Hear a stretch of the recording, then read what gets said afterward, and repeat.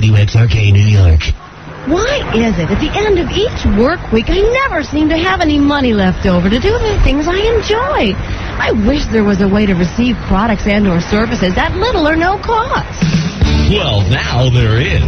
All you have to do is master the art of fellatio. Fellatio? What's that? Fellatio has been around since the Greco-Roman era, and literally hundreds of millions of women have used this ancient art to get virtually anything they wanted for free. Wow! Here's what women are saying about fellatio. I've lived in my apartment rent-free for the past 6 months. I got the cable guy to give me free HBO. I mastered the art of fellatio and rode across the country for free, from truck stop to truck stop. I don't know. Not convinced? Watch this. Sorry, ma'am, you're illegally parked. I'm going to have to tow your car. I don't think so. Come here. Or maybe not. Wow, I'm convinced. How can I learn fellatio? Why, I'd be glad to give you your first lesson as soon as I'm done reading this script. Gee, thanks. Hey, don't thank me. Thank fellatio. Whoa. Get ahead in life. Learn fellatio today. Just sit right back and you'll hear a show starring Howard Stern with co-host Robin Quivers, her breasts so round and firm, with bumbling producer Baba Booey with teeth so large and green, who has a big fat head with ears but nothing in between,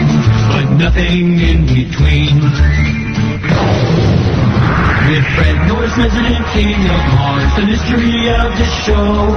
He changed his name to Eric, yet he didn't let anyone know. With Fatso Scott, the engineer, like our intern stuttering John, and lesbians and take jokes too, and lesbians and crackhead Bob, and lesbians, college dropout Grillo and lesbians, here on the Howard Stern Show. Hi, this is Miss I'm calling from South Carolina. We get Howard Stern Show 11 o'clock at night on, of course, it's 15 and 78 on our cable letters, numbers, but I just feel like I have got to just speak up about this man's perversion. I don't watch him, but as I flip channels, it takes about 2 minutes for me to, and I do turn the channel. But I think that this is the most perverted, most outrageous, filthiest man and show and subject matter I have ever heard in my life. I am not part of the Christian Coalition or the far right. I am just a good person who resents this kind of trash coming across the airwaves. I feel like we all will have to answer for this one day, and I feel like the worst thing about it, I can turn the channel, yes, but the teenagers across this land are so much affected by this kind of trash. And I just ask, with just all kindness and earnestness, for him to be taken off of our cable in Spartanburg, South Carolina. And I really appreciate the time that you take to listen to this message. My area code here is, and my number, if you'd like to talk to me, if not, that's fine, but thank you.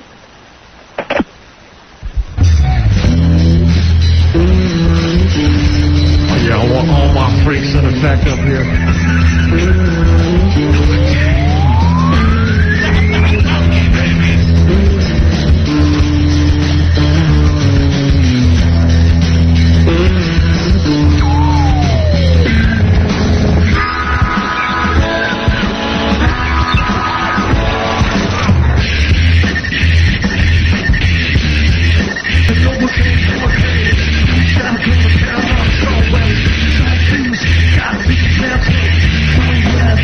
With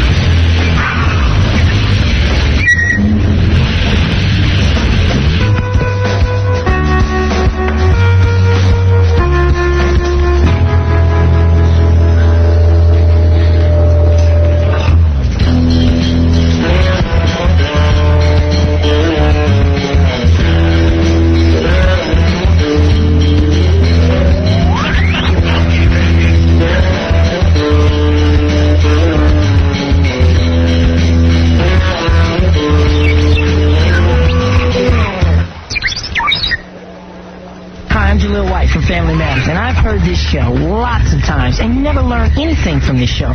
Now, a wise man once told me, men who pee through screens strain himself. Now you've learned something. Now here's an incredibly unwise man. Oh, you guys set me up for this, man. I can't believe this. This is like the most base promo I've ever cut in my entire life. Howard Stern.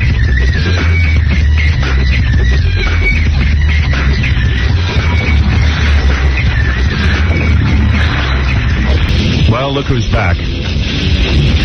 Mr. Lazy. Yeah, baby. Good morning. I'm having a good one. Thank you, OJ.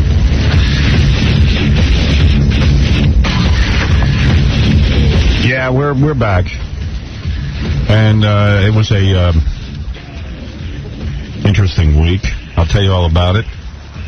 You know me. I tell you everything.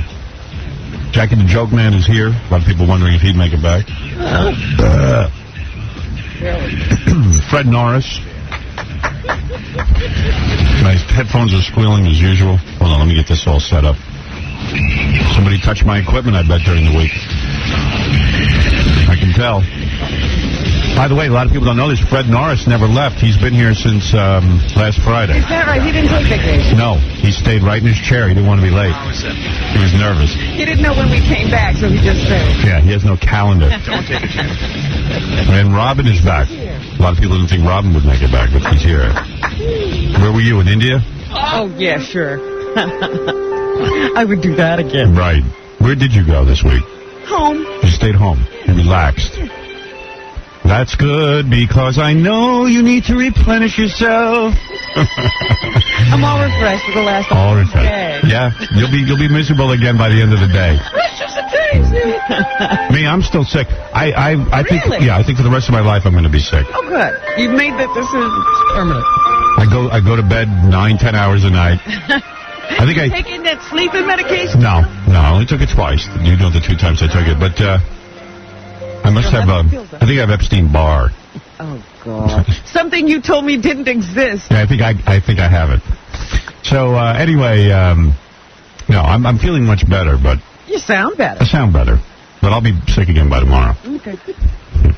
So we'll stay tuned for that. Yeah, I think I had like bronchitis or something. It just won't quit. You never went to a doctor? Never, Robin. Never. All good. Well, that makes perfect sense. Yeah, maybe I'll go to one now. Now that I'm better. I've been checked out. Now that you're terminal. Right. Just get the diagnosis. All right. Anyway, so we're here. We are queer and we're proud, and we're gonna tell you everything that went on. Oh, shut up. Oh. Guess where I was on Saturday? I don't know. I was at Jackie's house. Oh. I hung out with Jackie all What are day. you, a Saturday night? No, Saturday day. Oh, you don't spend a night with me. No. You crazy? Not out while the getting was good. It could take a whole night. No, I don't know how anybody does that. Right. Okay, so we're going to take a break, and I'll tell you everything that happened. I got to hear about the visit to Jackie's house. The Joke Land. I was out there. It was great. Which house were you at? I'm not sure how you describe the house I was at. I was at I think the office complex. Oh. I was at Joke Land. Okay. Was that Joke Land? That was Joke Land. I was at Joke Land. Joke Land proper. Homestead. Yeah. It gets confusing because it's now 4 houses. Right. So we discussed each house. And you never know what house you're in, what the significance of it is. And Jackie was out there negotiating house number 5. Now, wait a minute. Didn't he build a new studio? Yes. But that's part of the Joke Land complex. I see. Oh. That's his dilapidated garage. Ready under an umbrella. That's in that garage? Yeah, that- Used to be the performance space? That termite-riddled garage. All right. We're going to take a break. I'm going to come back and tell you everything that went on right after these. Who's the man? Who's the man? Howard Stern. I'm not going to tell you I love you, but I do like you a lot. Really? Rudolph. The Howard Stern Show.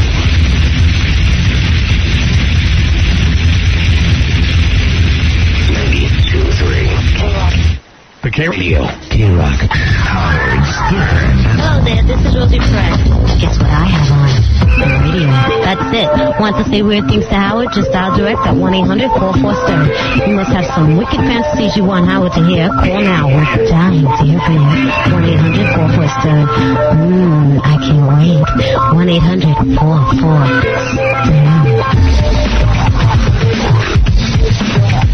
Check. My microphone light went out, Scott.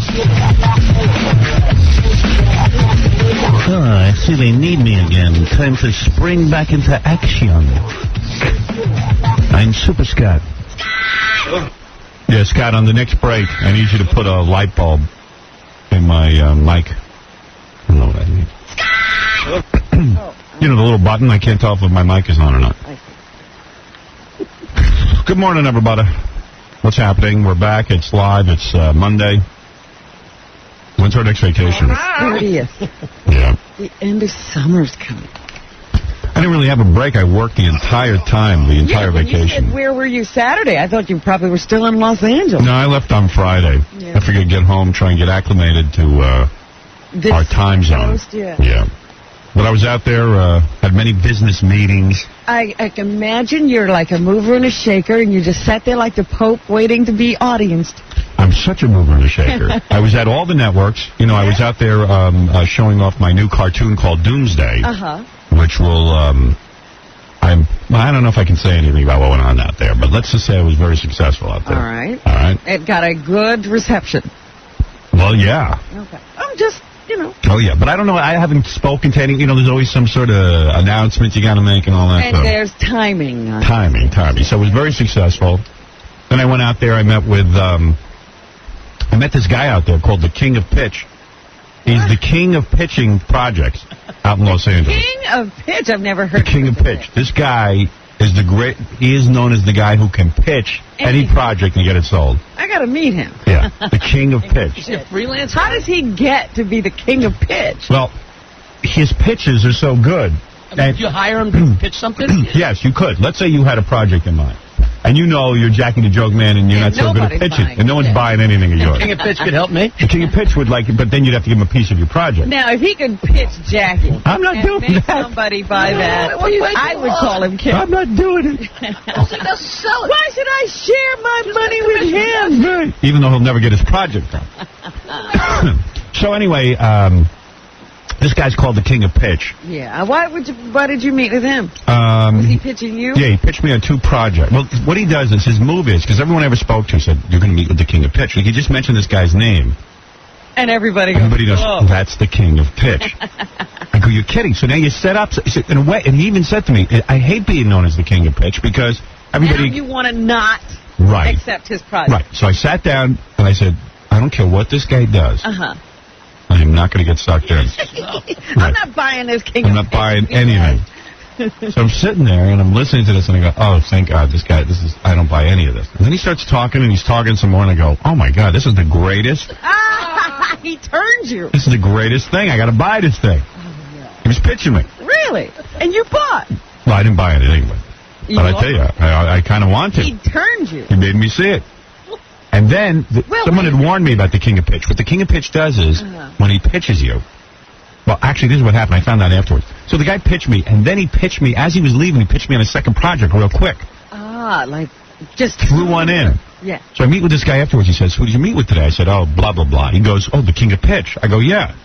He goes, let me tell you what he did. He pitched you on the project, right? I go, yeah. And he goes, and he throws in another pitch at the end. And that was the man.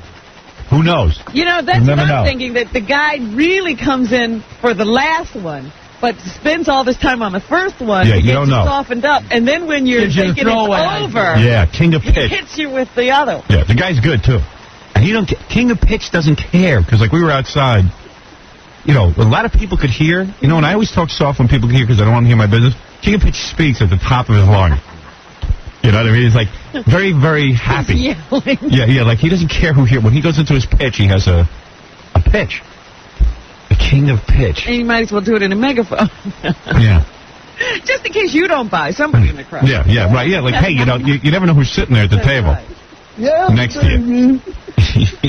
King of Pitch. Oh, man. It's too wild. L.A. L.A. Well, you know, like in New York, you have guys who sell schmatas, you know. They sell garmentos. They sell you dresses and shirts and blouses. And basically they show you what they got and you go. Yeah, and I'm sure there's a king of pitch involved in, you know, that. Nah. But out in L.A., the king of pitch is this guy who pitches TV and movie projects. I never heard of a guy who just pitches. Yeah, he works for Merv Griffin now, actually. Ah. Yeah, works for Merv. But that doesn't mean anything. He could be pitching anything. He could be pitching other people besides Merv Productions? Yeah, because I asked him that question, Jackie. I said, do you ever get involved where, like, people just hire you to pitch their project? And he goes, oh, many times. Many times. I think he's still looking for a job. He was good, though, man, the king of pitch. Yeah. Yeah. Met with a whole bunch of other companies out there. I basically got a college education. But meanwhile, I'm the king of pitch when you think about it. Yeah. What do you need the king of pitch coming in? Oh, I don't know. He was pitching me. I was out there pitching other people. But I'm going to make plenty. I'm going to make a very interesting announcement as soon as I can about Doomsday the cartoon. So I was Mr. Mover and Shaker out in L.A. because I also have another series, Son of the Beach, which is going to air on FX in January. That's coming in the winter, huh? Yeah. So I had a dinner meeting with the writers of that at a restaurant where Al Michaels was at. I ran into Al Michaels. Wow. So my flight down to Los Angeles kind of sucked because, I don't know, it used to be whenever I'd go on a flight to Los Angeles, you'd meet people. I'd see famous people. Yeah.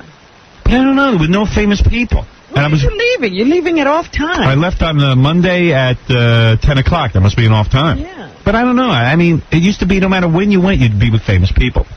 So Friday, I decided to come on Friday. That should be a good time. Yeah, I get to American Airlines. I always fly American pretty much because I've had bad experiences elsewhere. I get there. Listen to this. 1 o'clock flight. I get there about noon. Make sure I'm early. Flight canceled. Ooh. Disappeared. Just not there.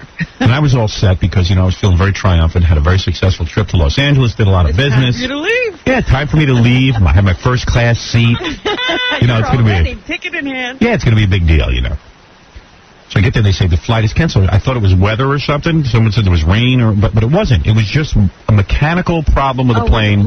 Okay. And they just canceled it. So what do they do now? So you're like stuck. So I go up to the special services. And I said, what do I do, man? I don't want to go back to the hotel and wait. Go tomorrow? It's a 3 o'clock flight, all booked. They said there is a 1:45 flight, 1:45 on United. But you can't go first class. You got to go business. Well, business is not so bad. Not so bad, but, I go, I said, look, what do I care? I'm no snob. I'll sit in business class, sure. I've done that before. Yeah. I can do it. But I was, upset because here I was, Mr. L.A., coming back, and I should be in first class. So this guy comes up to me, and I don't know if he was gay or not, but he seemed pretty effeminate. Where's this? At the airport? At the airport. This is in the special services thing or whatever. He says to me, you fly under a different name, which I do, because I used to fly under my own name, and then... Nobody take you. Well, no, I fly under my own name, and then there'd be all kinds of trouble at the airport. Yeah. Because you fly under your own name. If I had known that it was you, I had 2 seats in first class, but I gave them to Elizabeth Hurley. I said, you're kidding me. So you never told them who you were? Well, no, I mean, I fly under a different name. When I get there, why would I tell them who I am? I mean, I never had a problem before. But my point here is that now you're trying to get somewhere else. No, they knew it was me because I was standing there. So then what was the problem? He had gone through the computer, saw Elizabeth's name, and gave her the first-class seats on United. So I said, you should have... Too bad. I said, I'm better than her, right? He goes, please, you only wish you had the career she had. What? That's what the guy said to me. I said, what, I want to be a big dumb model? Now I'm in an argument. Boys? Yeah. And my boyfriend cheats on me with a hooker in Los Angeles? I want to be that? I don't think so. So now I'm arguing with the guy. About who has the better career. Right. Meanwhile, he has no career. Yeah. He might have been straight. I mean, I don't know. I want to make him gay in my mind, I guess. So, in any case, I go over to United. I'm sitting there in business class, right? It's steaming me that Elizabeth Hurley's in my seat. That's your seat. Yeah. Plus, I was like so disappointed because she's attractive, man. I wanted to sit in first class. You could have been next to her. I wanted to see her. Yeah. You could have been her seatmate. Yeah, I know. I was with my agent, Don Buchwald. Mm-hmm. And so he sees her walking into first class, and I can't see because I'm behind a curtain. Uh-huh. He goes, oh, you should see, she's not wearing a bra. You know, like he's giving me the whole blah, blah, blah. It's like a sport cast. Yeah, I mean, and Elizabeth Hurley was wearing like a sarong and like with the belly showing. Uh-huh. Like she knows how to dress for the play. Like she doesn't dress. She dresses, period. Right. She dresses no matter where she's going. Yeah, she looks hot. She always is Elizabeth Hurley. Right. So then, all of a sudden, some black dude starts waving to me. He's up in first class. He's looking back. He sees me. Who is it? Urkel.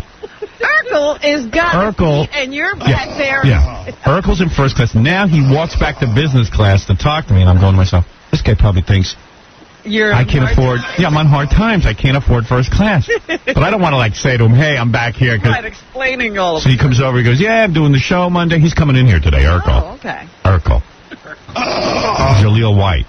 And he's a nice guy and everything. And he's like, hey, man, how you doing? Blah, blah, blah, blah, blah. And we're talking. And then he walks back into first class. I'm saying to myself, he thinks I'm a loser. That's right, because he's coming to do the show. Yeah. He's in first class. Yeah. The guy who does the show.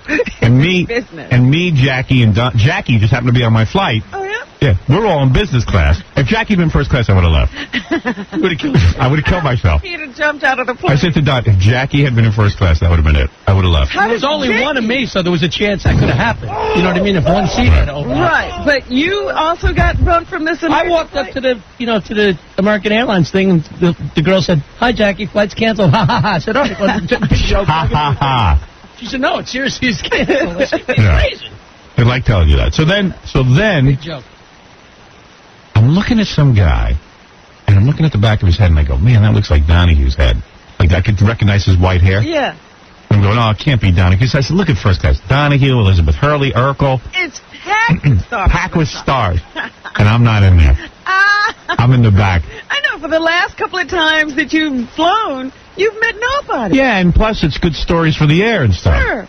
They're keeping you from your work. But meanwhile, he has to take a quick look before they close the curtain. Yeah, and then they close the curtains so like the dweebs in business can't see those kings in first class. I don't know what's going on. Yeah, I wanted to yell at Elizabeth Hurley. I was like, hey, Duchess.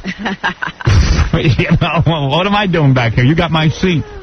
You little two-bit prick, son of a bitch, rag bastard. Well, she flies under her own name. Yeah, and then one of the stewardesses comes back and says to me, do you know who's in first class? Elizabeth Hurley. I go, yeah, she's got my seat. And she goes, oh. I said, yeah. I said, hey, I'm supposed to be in first class. I was booked on American. They bounced me out.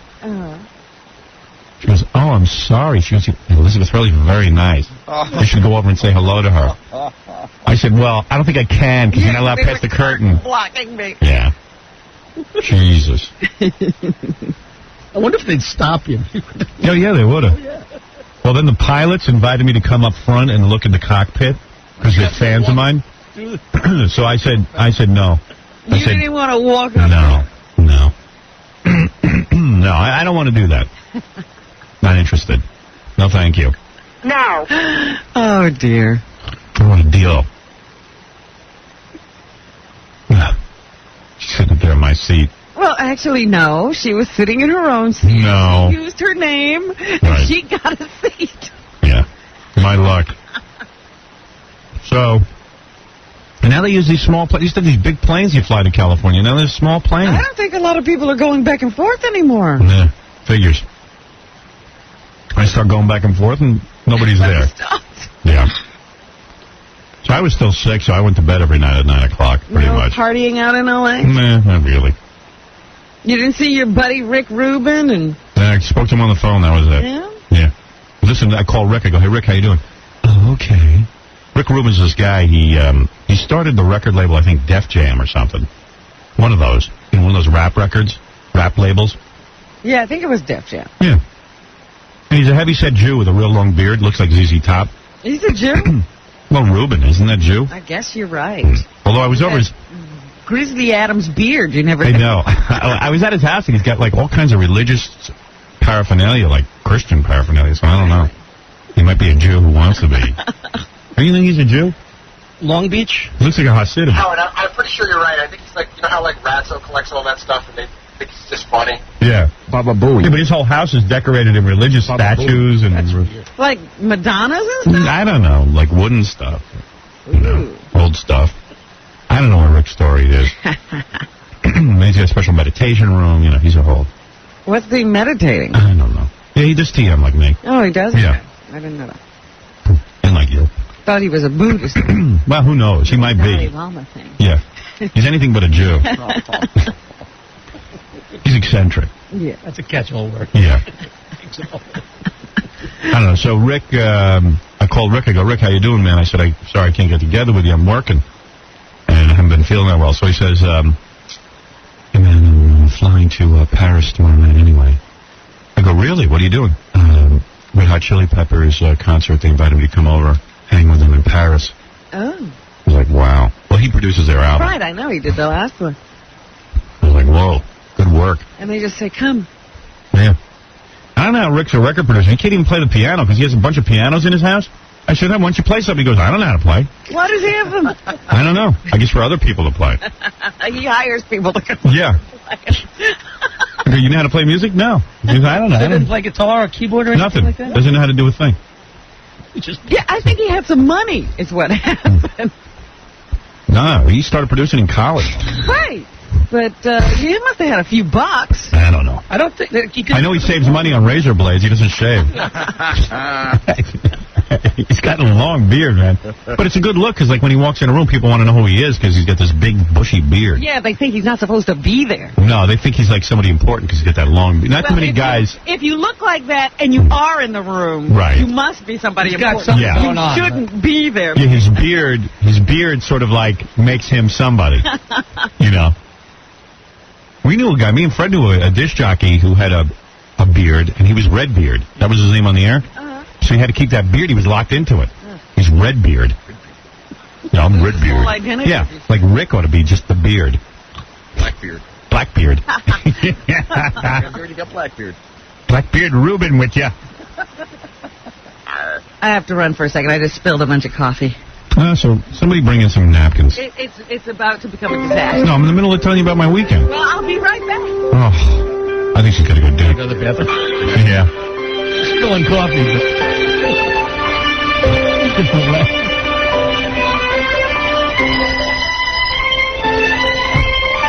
Did you spill it on your clothes? No, it was about to go everywhere, though.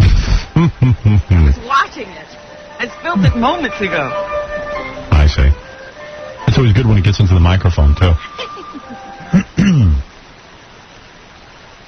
Yeah. Oh. Hey, Casey, clean up good, will you? Well, that's not possible. He doesn't like doing menial tasks. He thinks he's more important. What's he supposed to be doing? I don't know. So then on Friday I got home. I came home to see the wife and kids. But, saw them for like 2 seconds. Were they there? They were actually there? Oh, they were there, yeah. I think some of them were there. I don't know. I don't know who was there. Sometimes you come home to see everybody and they're gone. Yeah. Well, they are. I mean, you know, my 2 older kids, they're always busy doing something. Well, you know, at that age, they don't want to see you. No, they don't. They really don't want to see you. My little kid wants to see me. Yeah, she's still up to you. Yeah. She hasn't reached that age. You know, like yesterday, we just laid on a hammock and, she still actually wants to be near me. She's not repulsed She's by still me. at that good age. Yeah, my other kids are repulsed by me. They're not really. I remember you once saying to me, I think it was either 7 or 8, was like the greatest age. Yeah. Because they just love you. 7. And they're like people. 8 and 9 are the greatest Is age. that 8 And 9 is like the key age. Yeah. They're great because their sexual hormones haven't kicked in yet. They haven't matured. And yet they're bright enough to carry on good conversation. Right. I remember you saying around that time. Yeah, having a 9-year-old is the best. And then it's gone. After 9, it's about an about face. They really don't they don't really want to know you unless you got some money or something to give them. Well, they see you then. Yeah. You pay them to see you. Yeah. But I think they're more into my wife. I'm not sure. You know, like they like hanging around with my wife because they're girls, you know, and they do stuff. They go to the mall and crap. But now they want to go to the mall with their friends. Yeah, they eventually even your wife won't be that popular. Yeah, my daughter Deborah had a cool friend over. I mean, I don't know what her story is, but like she was over the whole weekend, and like her parents were with President Clinton, and some big limo picked her up. She must be some important kid. Yeah, Chelsea. I don't know who she was, but it was like some big deal. Huh. I was like, man. I said, you don't get introduced. They don't even introduce. No, they don't like to talk to you. So I said to the kid, man, you must be happening. She went, yeah. Like, well, she didn't say, yeah, I am, but she was like, bug off. And buzz off. You're a disc jockey. You're nothing. You're no one. But the kids seem to have some things going on, man. They know some people. Yeah. My dad might have been the king of pitch. I got to find out this guy's name, the king of pitch. Hey, you could kill it for the king of pitch if you announce his name. I know. It's the greatest. That's a wonderful L.A. scam. So Saturday, I don't know what got into me. Like all of a sudden, I said to myself, go to Jackie's, because Jackie lives on that water. It's the Sound or whatever it is. It's not an ocean, is it? You're on? No. It's the Long Island Sound. Yeah, a breeding ground. A breeding ground of hypodermic needles. Algae. I was thinking I'd go for a swim in the ocean. Oh, not at Jackie's house. Yeah, that's what I was thinking. What possessed you? I don't know, but I said to my wife, "You want to go?" She said no, because she had to go take Deborah to the mall. So I turned to Emily, my oldest daughter, and she wanted to go with me. All right. I was shocked. But you don't remember what it was like swimming at Jackie's house? Wow. No, I did. I never really actually swam in the water. I've only heard stories of it. You saw the people jump in and then run out. Yeah. But I don't know. It's like I got there, and I wasn't even going to bother Jackie, actually. I was just going to go swim on his beach. I brought towels and stuff. But I saw Nancy running around in her bikini out front, so I figured, well... What out front? You know, like with in that front of that dilapidated house on there. the street? Yeah. And she was, I don't know what she was doing. We were just getting there when he got there. Yeah. Getting there. Yeah, so I go, hey, Jackie, Nancy, and they were like, Yeah, right. Yeah, all confused. I'm confused. I had my towel and my book. By the way, Fred, Jackie and I spoke mostly about you the whole day. I got to admit, you monopolized the conversation. You've been well taken care of. Yeah. Oh, no. I haven't been about either one of you guys once. It was filled with Fred stories from Jackie. Oh. You know. Tell me he was going to say. Get me in trouble Monday morning. He didn't contribute at all. He just listened. Right. No, I really did. I mean, Jackie, Jackie went over the stories about how Fred peeks at, at stuff Jackie writes and he gets mad and yells. And how we were talking about how Fred pulls out obscure Jackie facts. Yes. It's amazing. He pulls out obscure facts about everything. Right. Also, at the end of the show, when he's yelling in my voice, he says things that only me and Howard and maybe you understand. Right. And Nancy even said, do you think Fred could talk if it wasn't in the Jackie voice? Thanks, Nancy. I used to actually like her. But now you don't. No. That's so. One less person to worry about. Yeah. Don't worry. So we just so I get out there and still working on that Christmas. Went out to the beach. It's filled with rocks and. It's hardly a beach. Walk on the beach without shoes. But Jackie does. Because he doesn't want to accept that it's rocky. But Jackie has built up a look at those feet. They have no toenails. Yeah. They're like leather on the bottom. Yeah. Feel no pain. Right. So, I'm on the beach, and my daughter and I sitting there, and Jackie comes out, and Nancy. And Jackie's wife wears little tiny bikinis. Oh, well, she's a little tiny girl. Yeah, it's nice. Still looks good. Looks beautiful. I would have banged her if she weren't there. If you and your daughter. Yeah, my daughter wasn't there. And my daughter starts... look kind of cute, too, but I'm going to stay away from that. Yeah. Was she wearing a little tiny... Well, yeah, my daughter starts to take off, to get into her bathing suit. Stripping for me. And Jackie's, looking at her, licking his big fat chops. Oh, no. And he's like, hey, you two look good together. You could be a couple. Him and his daughter look like a couple. They really I swear. Oh, my... She looks like she could be your girlfriend. Oh. And I'm like, he's got to always go to, an inappropriate place. What the hell did that mean? I mean, I think it was a compliment. You're saying I look young. Yeah. That's exactly what I meant. Right. Oh. We were laughing because we think we look young. He thinks he looks young, and I want him to look young so I can think I look young. Because if he's not so old, you're not so old. Right, exactly. All I know is, I see Jackie one night. I'm at the bar at the Four Seasons in Los Angeles, because Jackie was there the same time I was there. And it was a coincidence because Jackie was working in San Francisco. And he came over to L.A. just to chill by the pool. Right, he loves it there. He loves it there, and he was just hanging out. So he happened to be there when I was there. Jackie finally treating himself well. Yeah. And Jackie was like... He ran for 4 days. Then he comes in and says he's sick. You know, he didn't sit still for 5 seconds. Well, I had business. I had to go do it. What am I going to do? One night he calls me, and I couldn't get him. They wouldn't let me through to him. I went through 4 I told the guy at the desk, if Jackie Martling calls, don't let him get through. It's unbelievable. So, I see Jackie. Jackie walks into the bar, and he's wearing some disgusting T-shirt. He looks fatter than a beach ball. This is the fattest I've ever seen you. He looked like a pregnant woman. He did not wear a T-shirt into the bar. And everyone turned to me. There were a couple of people with me. Doesn't he care about his appearance anymore? Right, what's happened to him? What's happened? So it's like the Beverly Hillbillies. You know what I mean? The hotel has been invaded. So he goes in there, and you know who eats at the Four Seasons every night? Who? Norm Zeta from Perfect 10 magazine. Oh, I didn't know that. Yeah.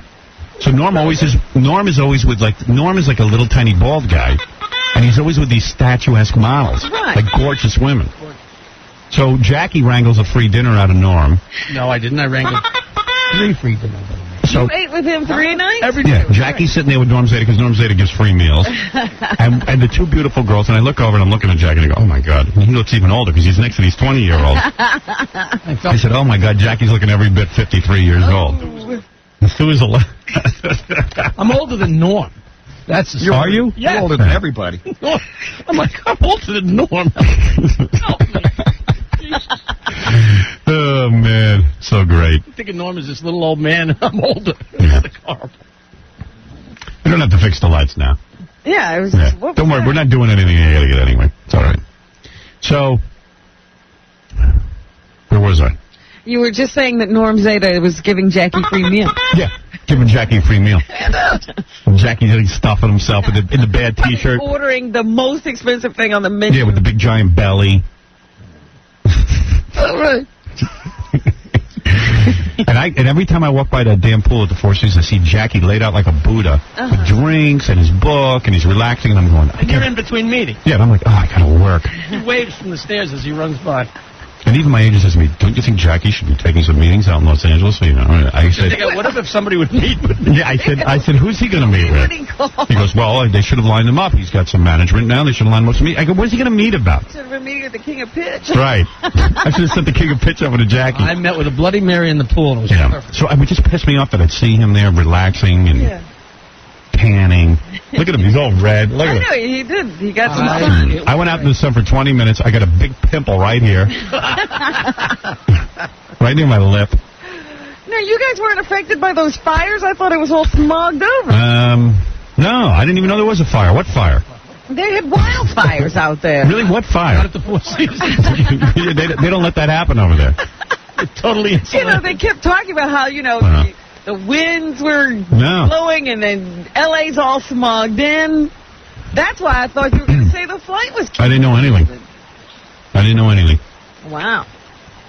Yeah, they always, they make it sound worse than it is, I guess. So over at Jackie's when we swim, and Jackie's got that piece of wood. Yeah. You go out to the piece of wood? Well, I told my daughter ahead of time, I said, listen, Jackie's a good guy and everything, I mean, he has his problems, but, Basically a good heart. Aside from alcoholism and... You didn't tell your daughter that. I said he has a drinking problem. Yeah, I had to fill her in. I said, listen. Everything else is a distance. Because, Jackie swimming out to the jetty with 2 beers on a rope. I said, Jackie has a piece of wood in that disgusting water of his. She goes, how disgusting is that? It's not so bad. I said, he's going to make a big deal about the piece of wood. All right? So when he talks about the piece of wood, just be very complimentary about the piece of wood because he takes it real seriously. She goes, you're kidding. She goes, that piece of wood out there, that's his? Yeah, he lost that piece of wood once. He was all upset. Well, so Jackie comes out to the beach, takes off his shirt. That's a bit of a shock. He peeled out. And I told my daughter ahead of time, I said, Jackie's belly, something's wrong with his belly button, but don't say anything. You're taking a good look at yourself. Preparation. You're taking a good look at yourself in a bathing suit. Oh, come on. I don't look so bad. All right. Hey, wait a second. I'm a little... curves where other people don't even have places. Oh, come on. I was out of shape. I haven't run in 3 weeks. Jesus. Look better than you. You got the oddest shaped body. Oh. Childbearing hips. No, come on. Come on. I'm in better shape than you, dude. I'm fat right now, and I'll strip nude with you anytime. All right. Let's go. You go in and out and around and... He's just jealous. He's upset. I saw your wife looking at me. She probably was.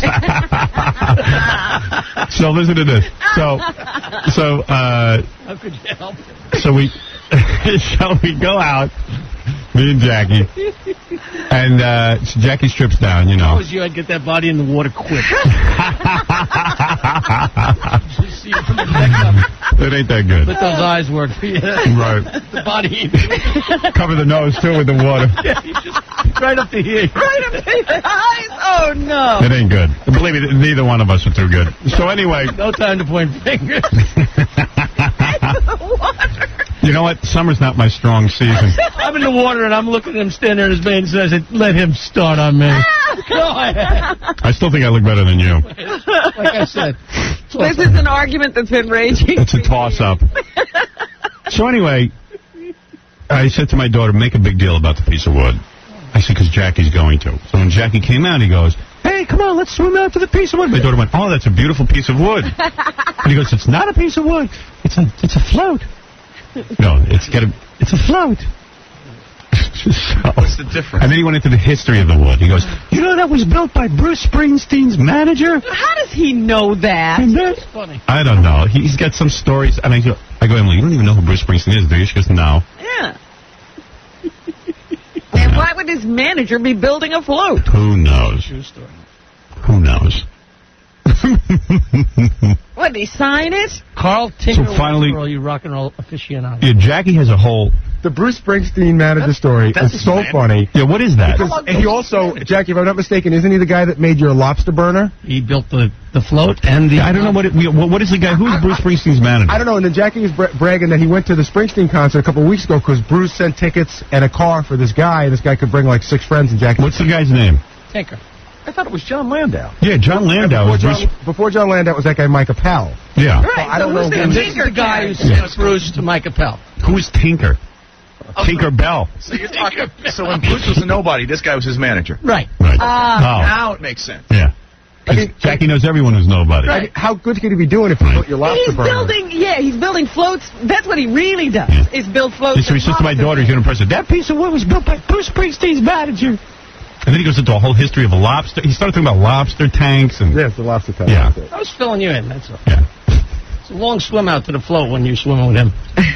Oh, come on, I swim faster than you. And now there's a race in the water. I beat him back to the shore. The praying mantis that fell in a puddle. They keep goofing on me. I still beat you. You beat him going back? Yeah. Please. Yeah, I did. So you weren't even trying. But whatever, I know I was back on the shore before he was. Was he drinking? I don't know. Yeah, he had a beer or two. That's why it slowed him down. How does he get the beers out? Meanwhile, so we get out to the float, and Jackie's like, "This is the great." He's laying on the float. And I look on his back. I see a bunch of like glob of suntan lotion. I go, Jackie, what's on your back? It was bird duty. He was rolling around in bird duty. It was on the float, and he rolled in it. He goes, "Oh no!" Oh, that's funny. He was covered in bird crap. Seagull duty. Yeah. Float. I love that float. You should have 2 days as good as that day. It was a nice day. So then... So nothing got you when you were in the water? No, the water was great. And then I'm sitting, it was very therapeutic, actually. Then I went on because I was feeling kind of down, and then like all of a sudden you get in that stupid water, you feel better. And, Jackie has the hot springs. Yeah. In spite of everything. And then and then all of a sudden I'm sitting on the beach, I'm talking to Jackie and Nancy and my daughter, and the phone rings. I have that mobile phone now. Yeah. The Nokia. I got the Nokia. Oh, okay. I switched out of the Ericsson because the battery didn't last long enough. All right. I'm on there. Who is it? It's Baba Boo. He goes, hey, man, we're at the Yankee game. That's right. What time was that Yankee game? The Yankee game was 1 o'clock. Oh, I thought it was going to be at night. And Gary was there with Beetlejuice, Gary the retard, and Nicole Bass, the world's largest bodybuilder. Gary's here, by the way. Oh, is he? Great. Oh, you know what? Let's take a break and then talk about that. We'll be back right after these words. Okay. Here's an interview with Alan King. And I'm getting ready at the end of the summer to do a Broadway show, a musical. I'm going to go into rehearsal. What about Jackie the Joke Man? Did you go see his show? I've seen Jackie the Joke Man many times. Oh, he's terrific. Yeah. Oh, yeah, I've known him, before he was the Joke Man. Really? Yeah. What do you think of his career and how a comedian he is? Well, I think it's very popular to say the least, and the comedy clubs love him. I don't see him on television. I'm sure that's the next move. Were you lucky enough to know him when he was playing with his wife with weird guitar songs? No. First time I saw him was when he started to stand up. How about Howard Stern? What about Howard Stern? What do you think about Howard Stern? I don't think anything about Howard Stern. Do you listen to it? No, I don't. Not at all? No, not at all. Did you see his movie, Private? No, not at all. And I never saw his private parts either. Would you care to see his movie? Not really, no. What do you think of him as a comedian? I don't know. I've never seen him. You don't listen to his show? No, I don't. No. I listen to the news. How about the E-Channel show? On occasion. What do you think of that show? It's good. It's good entertainment. Yeah. Makes you laugh? Yeah. Well, are you talking about the talking show, the clips from the talk shows? He has a show every night. Who does? Howard Stern on the E-Channel. No, I've never seen Howard Stern work, ever. Seriously, no, I never. And you never heard his radio show? No, that's the second time I'm answering that question. How about is this loaded or something? I mean, everybody knows Howard Stern. Oh, I know who he is, and I know about his popularity, but I don't listen to talk radio. I've heard everything that anybody has to say. I listen to the news, breaking news. He's a newsman. They do the news every morning. Why are you plugging him? No, I'm just asking. No, I don't. Is he a funny guy? How can I tell you how funny he is if I have not ever seen or heard of him? Not even his movie? You didn't see his movie? That's the third time I'm telling you. No, I didn't see the movie. I saw Elizabeth, and I saw Beautiful Life, but I never saw Howard Stern's private parts. What else can I tell you? Okay? Thanks a lot. The Howard Stern Show.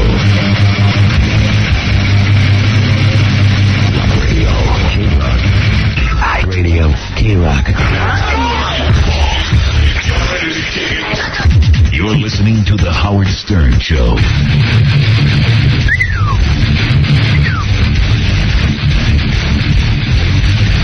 Douchebag says what? Yeah. We go, insane asylum here. Well, I got to say, Robin, I missed you, but there wasn't too much I missed about coming to work. Well, thank you. Yeah. I was, the premiere of Private Parts on the USA Network happened while we were away.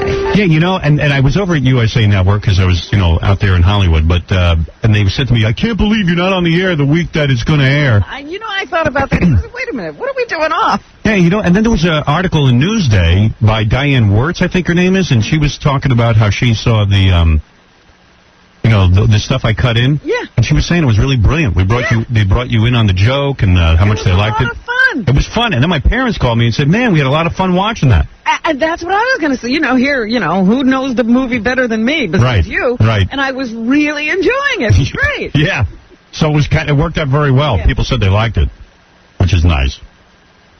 It's weird, though, with the commercial interruptions and everything. I wanted to see if that, broke it up or, detracted from the movie. But you were right there. You were into it. It is somewhat of a different experience seeing it on, commercial television. It is. And it's kind of fun.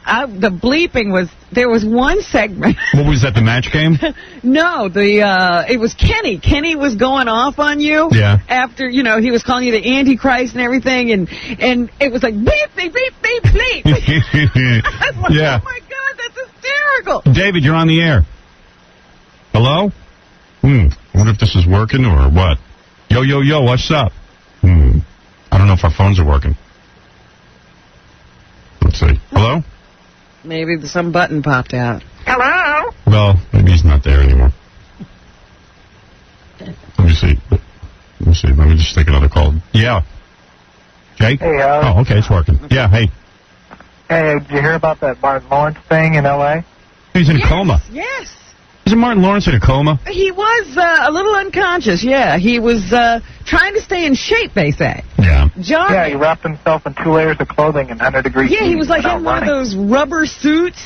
I see guys like that. And because he had put on a couple of pounds and he needed to get himself back into shape because it's time to go out and promote some silly movie. Yeah. So he wrapped himself in this rubber thing. He's a nut. And was out there running in 95-degree weather. Yeah. And his temperature went up to like 107. Wow. And he collapsed and they had to rush him to the hospital. Did they give him a cold water enema? Because that's what you're supposed to do. An ice water enema, that brings the temperature down. I never heard of that. They do that to dogs.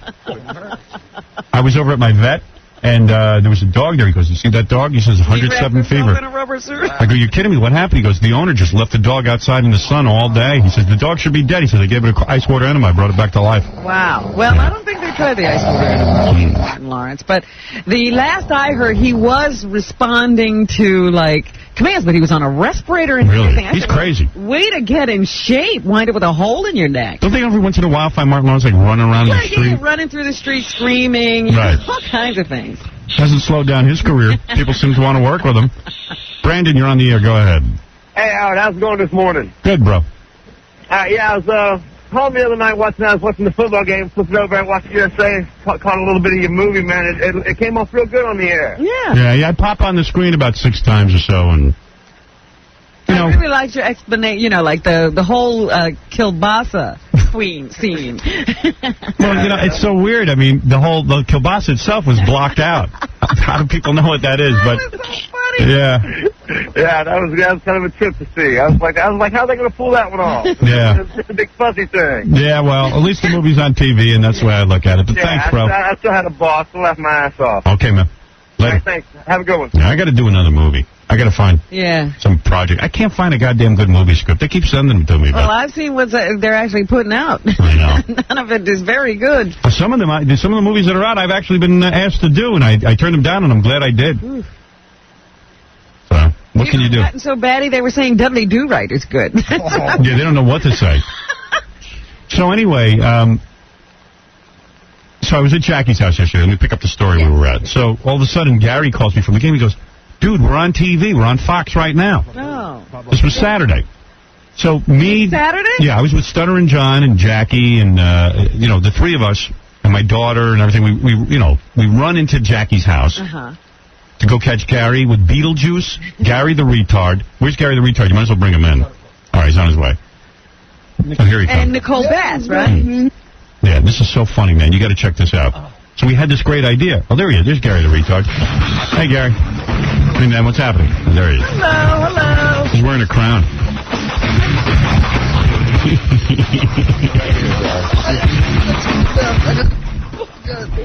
You don't want to lose the crown, so you might want to just wrap the headphones around your ears. Okay. There you go. There you go. Help him out there, Gary.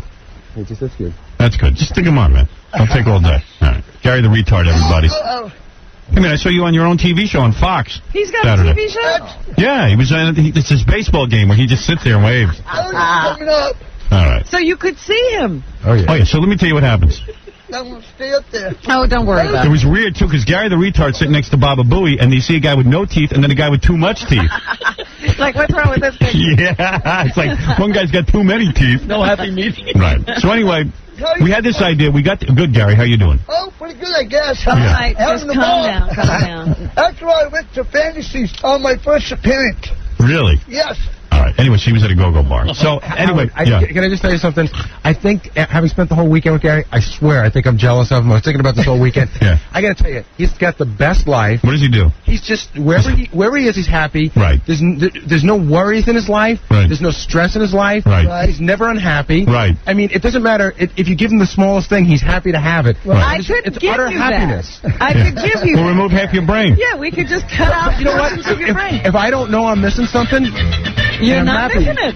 Yeah, I look at my... No offense, Gary, but look, I look at my dog's life. My dog is happy because it's basically essentially taken care of. I'm like, Gary, don't worry about anything. Right. Nothing. No, I'm always happy. Yeah. He really is. I'm never happy. So you're better off than I am, right? You are. I'm never happy. Would you give up most of your brain, though, to have it? Yes. Yeah, because you don't know you're missing your brain. My brain isn't doing me any good anyway. I'm serious. Like, okay, so you can't read. Do you know how to read? Not too well. Right. You don't know how to read, don't know how to do math or anything. But so what? Yeah. So what? Yeah, what do you need it for? It's only making us crazy. Yeah, I mean, it's a little more difficult for you to get laid, but... I wish I could get laid. I need to get laid. Right. Ever? He's still a virgin. Yeah, he's still a virgin. I like a lot of women out there, you know what I mean? But, you know... They don't like you back. Probably so. Yeah, He's not even sure about that, and it doesn't depress him. So listen to this, man. So we know this guy over at the Yankees.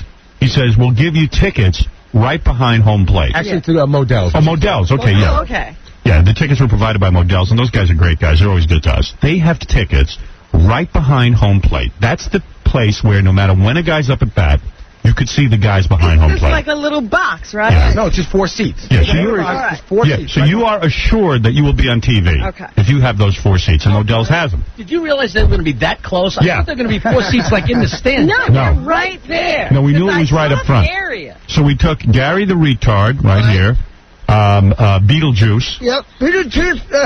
I can say something about Beetlejuice. You know what? You wouldn't open up. What's your name? Keep sitting there shaking. Come on, Beetlejuice, say something over the camera. You're sitting there going like this. Yeah, Beetlejuice fell asleep for most of the game. Oh. Yeah. And drooled. And snored and was chortling. And Beetlejuice is on the phone. Wait a second. Here's Beetlejuice. You're Hey, not a Beetlejuice. baseball fan, obviously. Hey, Beetlejuice. Yeah. How you doing, man? Hey, so.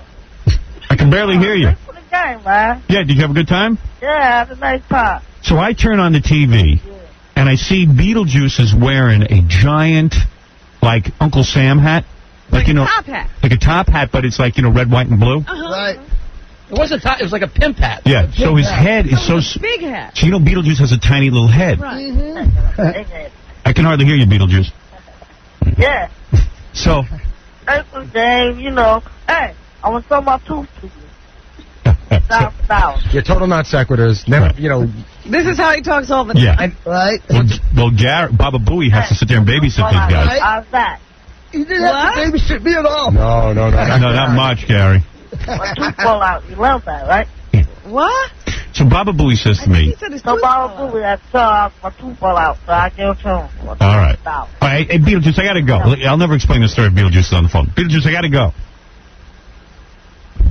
All right, well, but now he's quiet. Now he's Probably still talking. Doesn't know you hung up. So anyway, so Gary says to me, Baba Booey says to me, oh, man, I don't want to take Gary the retard, Beetlejuice, and Nicole Bass to a Yankee game. You know, so who was going to do it originally? Stuttering John? So originally it was me, and then I had something to do Friday night, and then I was going to send Stuttering John, and then we just got... And so I said, look, I don't want Stuttering John, because Stuttering John's like a baby. Yeah, who's going to watch him? And who's going to watch Gary the retard and Beetlejuice? It's better that I went, Howard. The calls came all week long. Modell's called. The Yankees called. The second I got in the seats, I was told by the guy at Modell's that George Steinbrenner's in the building. Oh.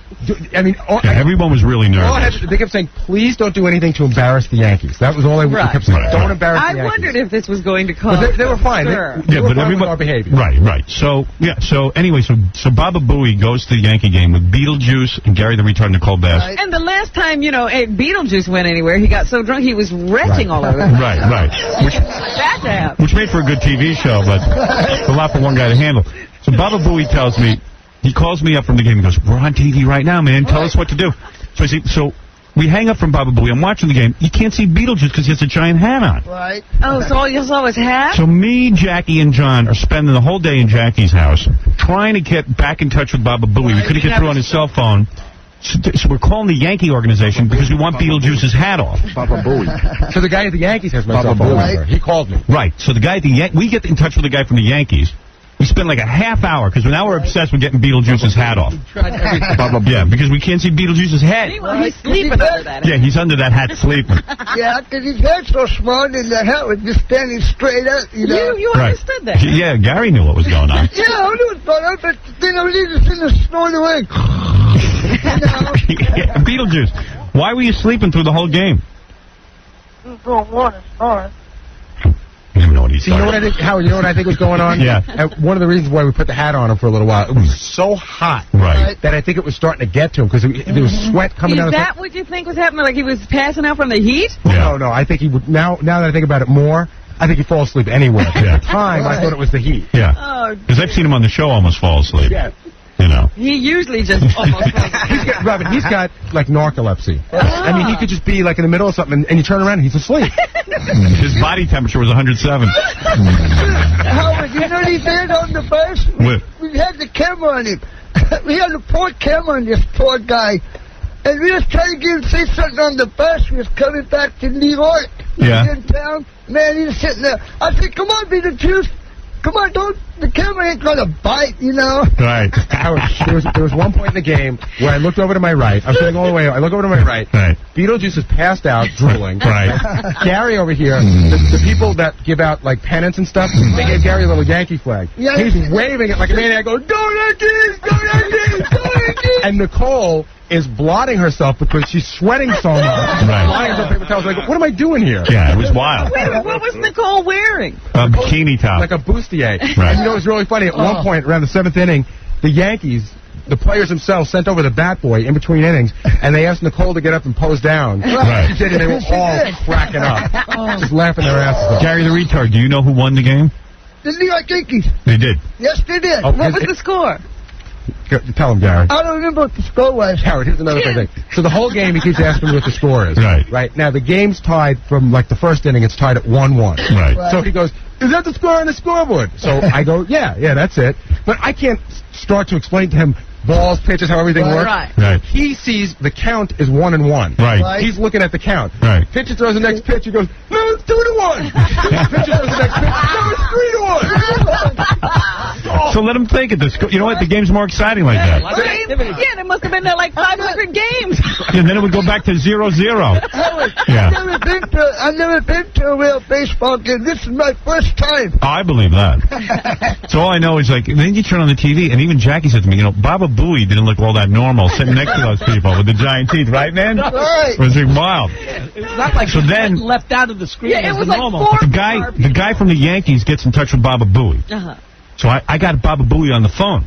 Yeah. So I'm going, okay, get Beetlejuice's hat off. They get the hat off. And I go, all right, every time you're on camera, I'll let you know, get up and do a wave. Okay. Oh. The 4 of them. Start a wave. Yeah. You know one of those waves? Right. No, Gary. So we're spending like a half hour because I go, okay, get ready, go. And then all of a sudden they start doing the wave and then the camera would be off them. Right. We're doing this whole thing, but after a while it got real annoying. Uh-huh. But you guys... But it was so funny. At one point, we hit it right, and I just heard these guys howling. Yeah. That they were, like, controlling what was going on Yeah. at Fox. Right. And John and Jackie are drinking beers, and I'm yelling into the phone trying to get Beetlejuice and all them up. Yeah. And then there was a guy, I don't know who was We had so much fun. I don't know, it was so cool watching the Yankee game on Fox, and we're like in control of the entertainment. Oh, it was like a video game. You were part of it. You know, they ought to hire us for halftime. Well, it's funny because there was a guy there. I don't know if he was assigned to us, but there was a huge guy who was very nice. But I mean, he was in charge of making sure we didn't do anything stupid.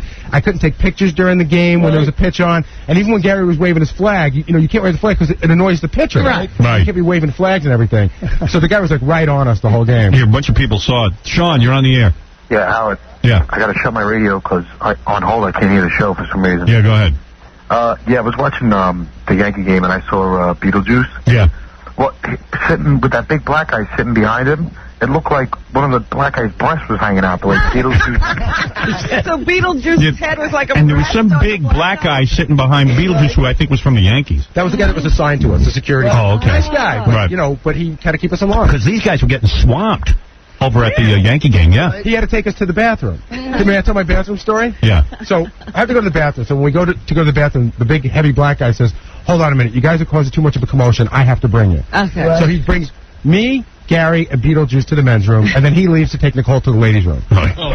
Now, first of all, I got Gary with me, and I am petrified at the thought of losing him in Yankee Stadium. Yeah. Right. And I said to Howard, it would be like taking Jackson and Lucas, except they listen to me better. Uh-huh. Yeah, Baba Booey said his 2 little kids listen better Then Gary the retard? than Gary the retard. Also, I was also worried because it was very hot and they were sweaty. So the first thing I did was say, guys, you know, splash some cold water on your face because I wanted to cool them off. You're like a dad. Get them out of the sun. Right. So again, just like with Jackson. Did they splash the water on their face? They did. They did. I did. Okay. Okay. I just splashed water on my face, all over my head. They didn't have no paper towels, so how do you expect to dry your face? And here I am taking my T-shirt, you know, right off my... But you listened to what Baba Booey had to say. Well, that's good. Baba Booey said, But everybody knew who we were. You know what I mean? We really were attracting a crowd.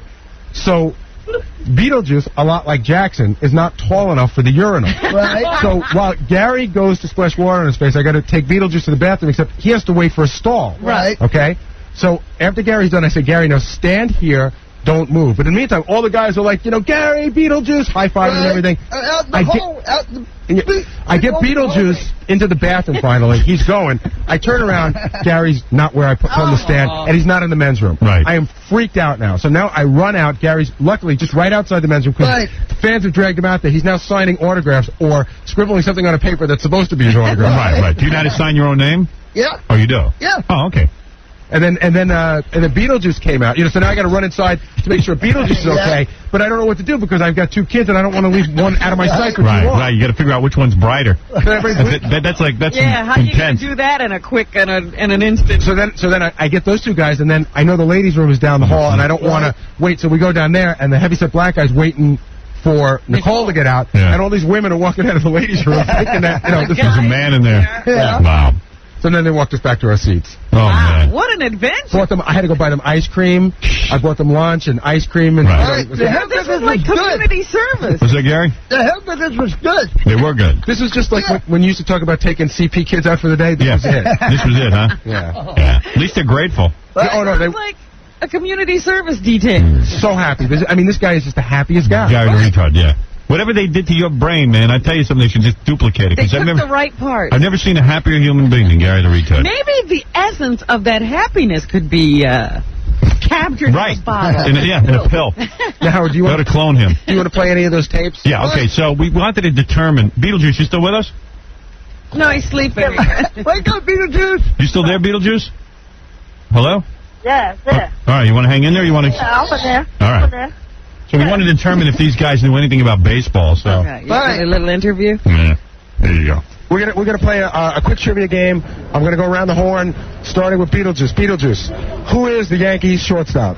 I think it's the right fielder. I think it is. The shortstop's the right fielder? I think it's the second fielder, right? Do you know what the shortstop's name is? I don't know. It's the shortstop.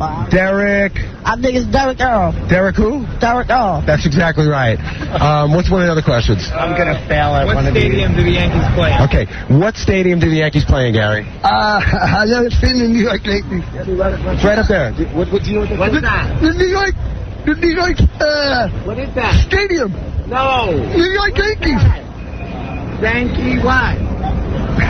Okay. Come on, Gary. All right. What is...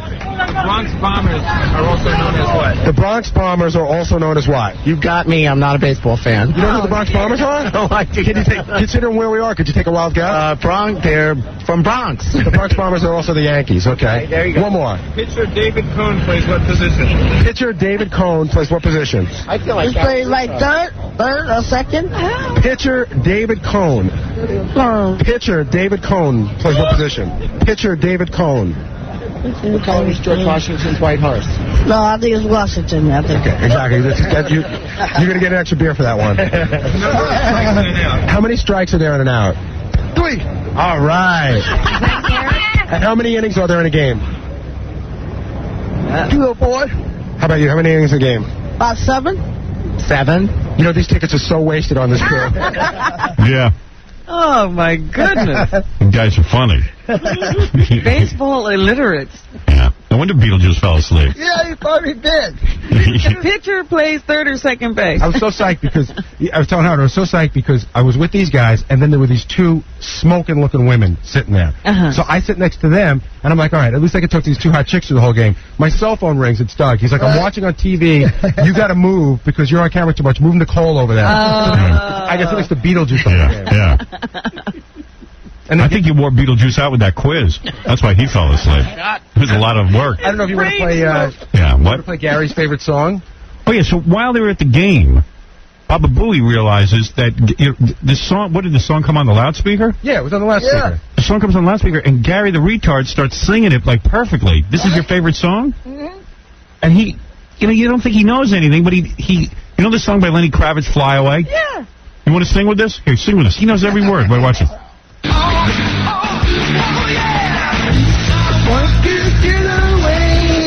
I want to fly away, yeah.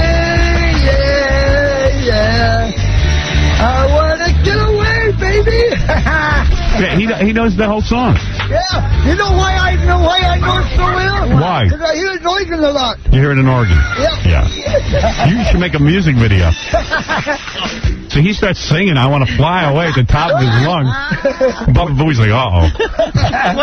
What's happening now? In a way, Gary was our saving grace because when he was, doing that pennant thing and yelling, Yankees, Yankees. I think that everyone was too afraid to mess with us because it's like, you're with a retarded guy, let him have his fun. So nobody was saying, be quiet. Yeah, every time I tuned into Fox, man, I would see, like, Gary the Retard waving something. Right? Yeah. Keep everybody cheering on, you know what I mean? Right, it's your job. You're the head cheerleader. Yelling at inappropriate times. That's right. Yeah. Yelling at inappropriate times when the game wasn't even on. But Howard, I saw this thing just came faxed over to me this morning, and this is either about one of the two Garys, either me or Gary the Retard. Yeah. Apparently in Canada, there were some complaints filed against us. Oh, dear. And it says it's okay to call someone a retard or retarded on the radio as long as the comment is directed at an individual. Right. So says the Canadian Broadcast Standards Council. Right. The council ruled because apparently you made the remark about one of the people that works for you. So it's okay to say it about an individual. I don't know what you're talking about. What was that? They made a ruling. Apparently, there was a complaint filed against us because you called somebody a retard. Oh. And they've ruled that it's okay to call an individual a retard. Oh, this has nothing to do with the game? No. Oh, I see. No. All right. He was with Beetlejuice too long. Yeah, I think you're out in the sun too long. I'm sorry. All right. All right, so they've ruled that the word retard's okay as long as you call, like, someone specifically a retard. Right. Not a So group, when can't you use it? to refer to a group of people. Well, I'm glad they've worked that all out. You can't mock members of the handicap group generically. Oh, I see. What an incredible ruling. Brilliant. You want to hear the other ruling? Yeah. The other ruling you failed on. What was that? They said that in the second decision, the council found Stern breached the Canadian Association of Broadcasters Code of Ethics when he repeatedly said Poles hate Jews. Oh, Poles hate Jews. Oh, but you're not being specific. Some Poles hate Jews. How's that? A lot of them. I think you can't classify a whole group. I see. Well, okay. I stand corrected. Many Poles. For our Canadian listeners, some Poles hate Jews. They proved it during World War II. Does anybody read history? Come on.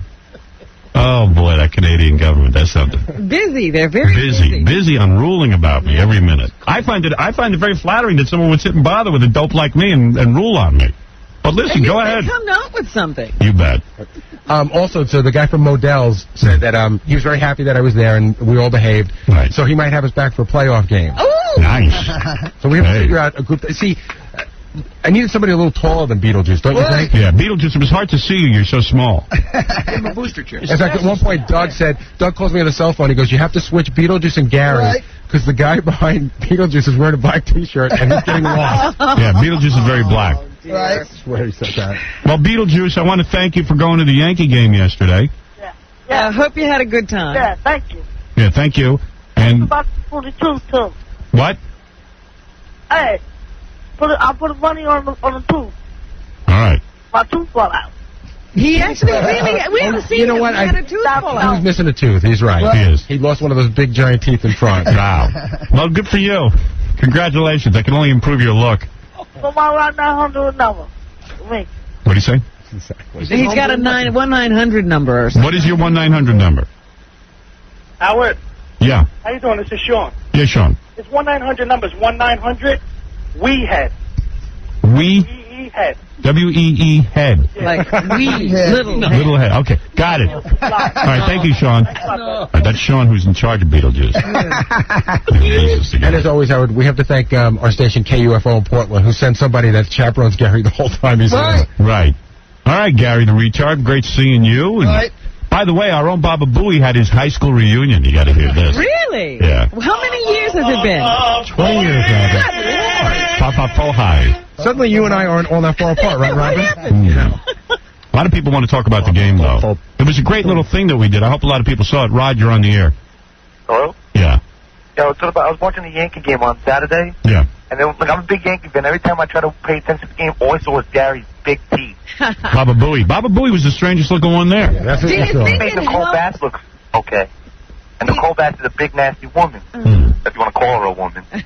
You know, Nicole, I feel sorry for Nicole. She takes a lot of crap in public. Why? What happened? Because people just yell at her, are you a man or a woman? Yeah, Robin? Yeah. I just finished reading your book. It was excellent. Oh, thank you. And now with your book, Rules of Court. Thank you. All right, thanks a lot. Later. Because Nicole's pretty nice, but she's pretty thick-skinned. People just yell inappropriate stuff at her. I think it's been happening for quite some time. Yeah, even before we got to know her. High-pitched Eric is gone. This was a guy Do you named... think it helped that Gary was there to distract the opposing pitcher? You know, maybe he didn't throw as well. I could have... I started thinking that. This is somebody named Beetle. Beetle, you're on the air. How you doing? Good morning, Howard. I was watching the game, and Gary's big lips and teeth was all in the way. I totally had to change the channel, and I missed the whole Yankee game. I was totally upset. We thought it was going to be funny to see Gary the Retard and Beetlejuice on there with Nicole Bass, but it turns out Baba Booey was the funny one. There was a part during the game where Ken Griffey Jr., who's one of the greatest players ever, walked by, and he sort of caught Nicole's eye, and you should have seen the look on his face. Yeah, right. We were that close. Yeah. Hey, Howard. Yeah. I got something to ask you. I've called your show because I'm always listening. I've called it several times. And before I've ever heard of you guys had some guy named Beetlejuice on your show. Yes. I've always called in by the name of Beetlejuice myself. Yes. What's up with that? I'm, like, so upset. It's like... Well, this guy's name is... That came to us as Beetlejuice. This guy's name was Beetlejuice. What can I tell you? Oh, yeah? I guess you guys had to fight it out. Wow. All right, thank you. Don't know who had it first. Right? Mm-hmm. Yeah, Paul, you're on the air. Yo, Howard. Yo. Long live the king. The king of media, man. I can't wait for Quebec to secede from Canada so we can get you back on the air here. Okay. All right, this is a guy obviously from Montreal who is trying to say... Quebec. He's trying to say... It's Quebec, by the way. He's trying to say that he would like us back on the air in Montreal. Yeah, because Canada is such a Puritan country, and here we don't have any censorship. We have porno flicks at 11 o'clock at night. Yes. And we can see breasts all day in video clips, so... But God forbid you hear this. Yeah, what's up with that? I mean... I don't know. I don't know what happened there. I can't explain it, but somehow the government got involved. So another reason to build a nation out of Quebec so we can get you back on the air. Quebec. You'll learn how to say it. Live there long enough, you learn how to say it. Hi, you're on the air. Hiya.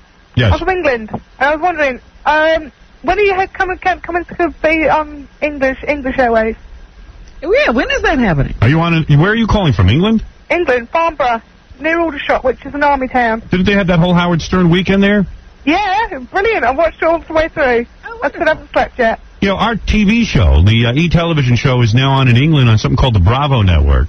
Yeah. And they had a whole big Howard Stern weekend. So Like there was an introduction. It was cool. Well, we've been on for a while, but it was just like a promotional event to have a whole Howard Stern weekend. Well, now she's asking when are you coming on? Well, we're on. Yeah, well, on English Airways, as in, on the radio. On the radio. Well, but we have to interpret everything. Yeah, it's not the same language. There's discussions going on right now, as a matter of fact. So we might be coming to your radio very soon. Cool. All right, later. There's always a problem with me getting on the air in England that the British broadcasters are like a little bit thick. Howard, do they have any like regulations, like they got to be British or something like that? No, not like in France, but no. I know the law a little better than her. There is no law that says you have to be British. Okay. But they don't understand that I want the show on a morning drive. They don't even understand the concept. On like an evening or something? They always try to. They think I'm stupid. They try to convince me that. Can you say that on all the other shows? No. So. Anyway, okay, thank you. So you're arguing with them about the time of day you would like to be on. Yeah, I want the show to air in the morning, and they're like, well, we need it in the afternoon, and then we only want it on Thursdays, and they have weird... Once a week? Yeah, they don't understand the concept of radio over there. I can't explain it to you. It's like, I said, no, you got to be on daily. What do you mean, like on Thursday? They haven't a clue over here, though. All right, thank you. I don't know what she's saying. I think she said they haven't a clue over there. Right. No, she's right. Do you want to say something, Gary the Retard? Yes, I want to say something. Why you don't have it back in Oregon? We're on in Oregon. No. We have it in Portland, but not down in Albany, Oregon. Like on What, the radio show or the TV? The TV show. I don't know. You know what, Gary? I don't know the answer to that. You know how you don't know the answer to most things? I don't know the answer to that. You stumped him. You stumped me. I know, but... Hey, anyone watching Regis's new show, The Millionaire Show? I've seen a couple of episodes. That's a cool show. You know, that show's originally from England. Yes, and but my one thing is I was reading something about it, and they said the guy in England who hosts the show is like a really scary guy. Yeah. He terrorizes the people who are on the show, and that's part of the tension that's built when these people are asking questions. So I'm wondering if Regis isn't too nice, because he wants the people to get the answer. Yeah, I don't know, but Fred just told me. I didn't see this one. This is the one where the guy was going for $1 million. And Fred asked me the question. I got it in 2 seconds. He says, a question anyone can get. The questions aren't that hard. Did you hear the last final question? I bet you can answer it. Ask the question. Okay, I'll see if I can ask. I got the answer to it in a second. In 1987, it was the first year that they gave away the Heavy Metal Awards in the Grammys. Oh, I remember this. Yeah, me too. Who won? I don't even have to give you choices. Metallica. Jethro Tull. No, it was Jethro Tull. Well, remember? I didn't get it right. Right. You're Remember right. Metallica was one of the people nominated, but it was Jethro Tull. It was Jethro Tull. But if you saw Jethro Tull, you probably would have known the answer. Yeah. And he And didn't. the guy blew it. Wow, so he lost the million. And yet he knew an obscure pope who was only in office for like 1 month. But the great thing about the show is that you can get help at certain levels. Yeah, you can call your friends. Yeah, so I saw a guy win like $500,000 because he called his friend and got help on the But ambulance. you're only allowed to do that once. Right. Yeah, but there are different things throughout the show. Like you get these helpers. By the time you get to the $1 million level, you probably have no help at all. See, I'd like to do a show like that where, like, we have, like, Gary the Retard, though. And then we ask questions like, how much is 1 + 1? Tie your shoe. Right. Tell your truth, What's your phone number? The other odd thing about Gary that I didn't know is he smokes like a chimney, Howard. Oh, do you? Like a madman. I didn't know you And smoked. he couldn't smoke through the whole game, and him and Beetlejuice kept asking me every inning when they could go and smoke. But for me to take him to smoke, I would have to, like, take him up another level. So I kept lying to them and telling them next inning. Like, Like one inning it's like from being with your another. kids. Next inning, tomorrow. You know how much 1 + 1 is? 2. Oh, okay, there you go. See? How many cigarettes are in a pack? 20. Wow. And does he multiply? You know what? I don't do multiply. You know 2 times 2? 2 times 2 is 4. 4. So you do multiply. Multiply. So you can win a lot of money on this Can show. you divide? No. Okay. No. I can't either, so I can't. Only thing I have to use a calculator. Just You can't use a calculator. Yeah. Well, that's good. Whatever. All right, anyway, so we got to take a break. That's the story of the game.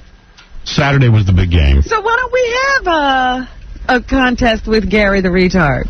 Well, I got to get a TV show. Well, you want to actually... how come we can't put it on our TV show? Right. The pilot. Can we put him in one of those booths, Howard? Where Why don't we do that? Like, we have the Regis show, except it's me and me. Sitting across from Gary. And then, like, Beetlejuice goes and... And he'll have to call, like, Beetlejuice to get help. When are you going back to Oregon? I'm going back tonight at 6 o'clock. Oh, too bad. we can bring him back again. We could probably do it right now. Look, but we should really We try should play, look at the game and see what we Because you know what would be a good thing? The only people he can call for answers are the retarded people. Elephant Boy or Crackhead Bob Right. or Beetlejuice. Right. These are his helpers. Right. Like, I'd ask him questions like this. You ready? For $1 million, how many breasts do 3 women have? 2. See? No. You better call somebody. Call for help. Altogether, how many? 3 women. How many 3 breasts women do... altogether. Now, do you want some help with this question? Gary, look at me. Yeah. 3 women are in the room. Right. There's a woman there, and there. How many breasts do all of them have? 2. It's going to be the same no matter what you say. You don't want the money. 2. How many breasts are in the room if 3 women are in the room? 1. Oh, Jesus, See? it worked. This is going to be a good game, right? Howard, what do you think $1 million would do to Gary's life? Would it change it? No, wouldn't change it at all. I don't think it would change it at What would you do with $1 million, Gary? I'll go out and have a ball. Do what? What would you do? Find me good-looking women, take her out and say, come on, baby. Right, you would go after chicks. You would get laid like crazy. Yeah, for about the week he had the money and somebody get it from him. All right, now, all right. Which of the following words contains the word ice? Paper cup, towel, ice cream, or shoes? Paper cup. What a game. What a game. See, that's a good game, right? That'll blow away Regis' show. Save a lot of money on prizes. Paper cup. I'm just trying to figure out what the basis for that answer was. Yeah, well, go ahead, ask him. Why did you think paper cup had ice in it? Do you think, like, ice goes in a paper cup? I know the answer. Ice goes in the paper cup. I don't think you threw him off with that. He just memorized the first answer of our game, I think. Oh, you think so? It's just the first one? Okay. I hope.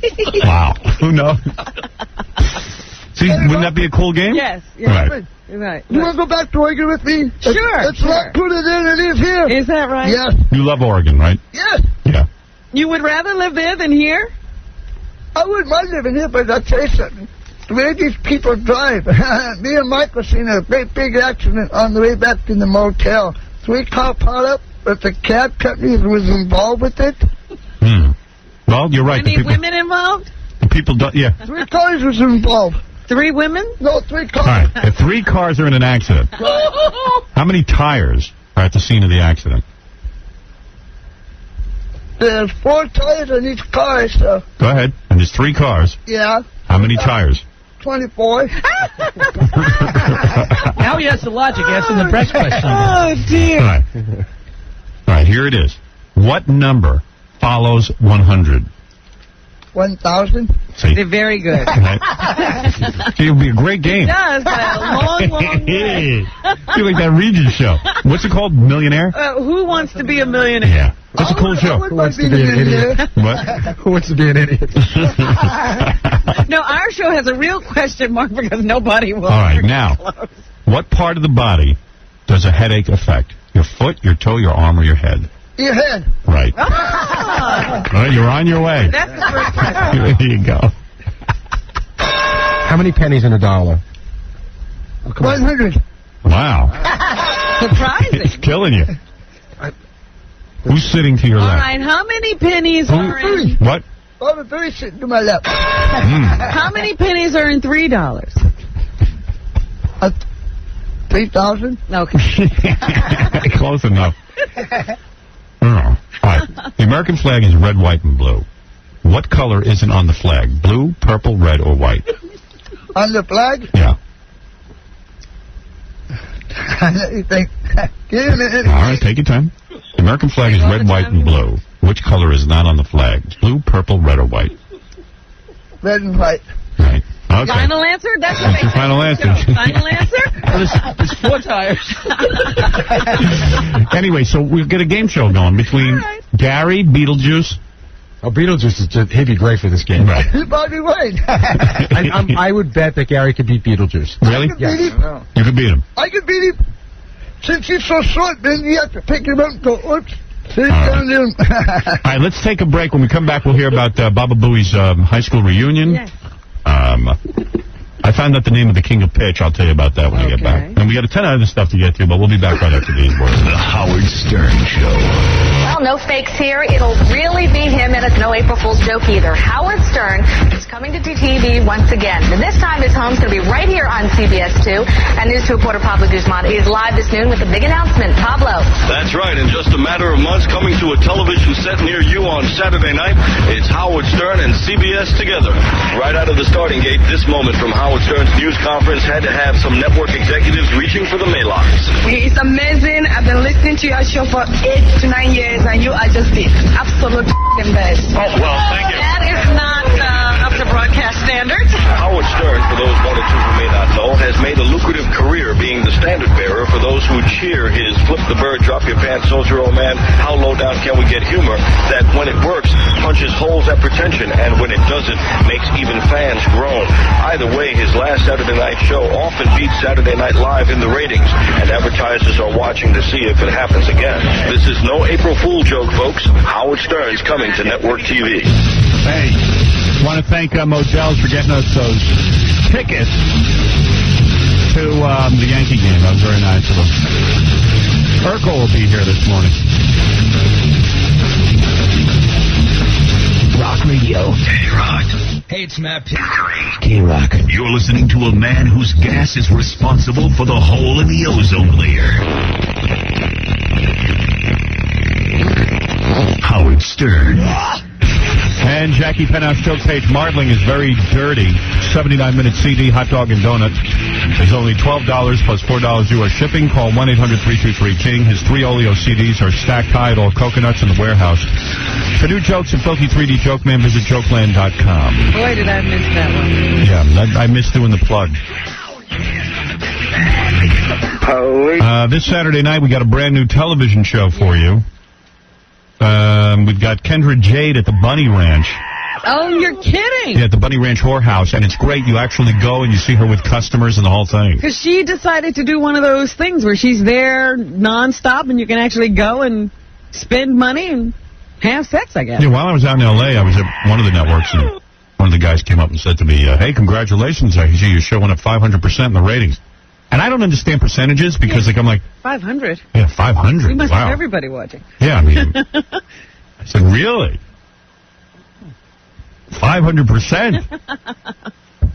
I only figured you could go up 100% or something. But 500%. This Saturday, Howie Mandel with Hank the Dwarf. This is an all-new show. Guess who's the Virgin game? Oh, yeah, I remember that. Yeah, remember the woman who came in here and said she looked like me, and we did a makeover on her? You never saw the makeover. No, I never saw the makeover. Yeah, it's and funny. how does she turn out? Well, you be the judge. Tom Arnold and David Wells are on. Oh, that was great. Yeah. I was thinking about that the other night. You get to see Baba Booey's guided tour of the studio. Remember we had a whole bunch of people come down here, and we decided to goof on them, so we vacuumed them before they came into the studio? Right, yeah, they had to go through some stuff. Because we told them that, basically that... You're a germ freak, and yeah. everything has to be kept hermetically sealed. And then remember that guy was in here who farts? Yes. He was in the corner farting. And the actress formerly known as Sable. Remember Artie and his JFK conspiracy theory, the guy in the grassy knoll? Yeah. Yeah, that's on there. And Bridget, with this alleged tape. Jackie's favorite, Bridget the midget porn star. He liked her. Jackie lifted her up and he said his hand smelled for days. You know what? It was not really get it funny. off. I couldn't. What do you mean it smelled? I picked her up under her arms, and it was just my hands smelled weird for a long time. Yeah, and much, much, much, much more this That's Saturday Jackie's night. natural smell. Right. He never Right. smelled it before. Yeah, from wearing those finger cots. Brad, you're on the air. Hey, Howard. Yeah. Yeah, it's good to talk to you, man. Right. Listen to you every morning. Hey, I watched your movie. My wife and I watched the show for the first time on USA there. Is that right? Yeah, really good. That was the first time you saw the movie.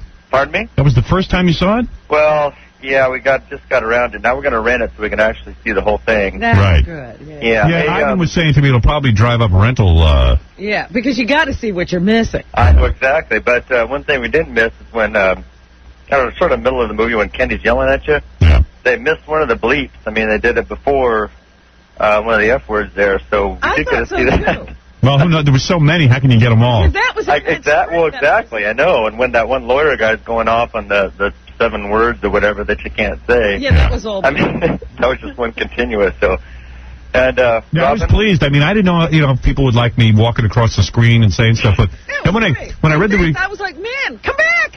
when I read what Diane Wirtz said about me in Newsday, that it was good, and I brought people further in on the joke, and I just said, wow, good. Right. I thought there wasn't enough of you. I wanted more. I You did. Man, he hasn't come back for a while. the kielbasa diagram is especially. Well, I'll tell you the truth. When we did the kielbasa diagram, Yeah. Robin liked that too. I really like that. Right.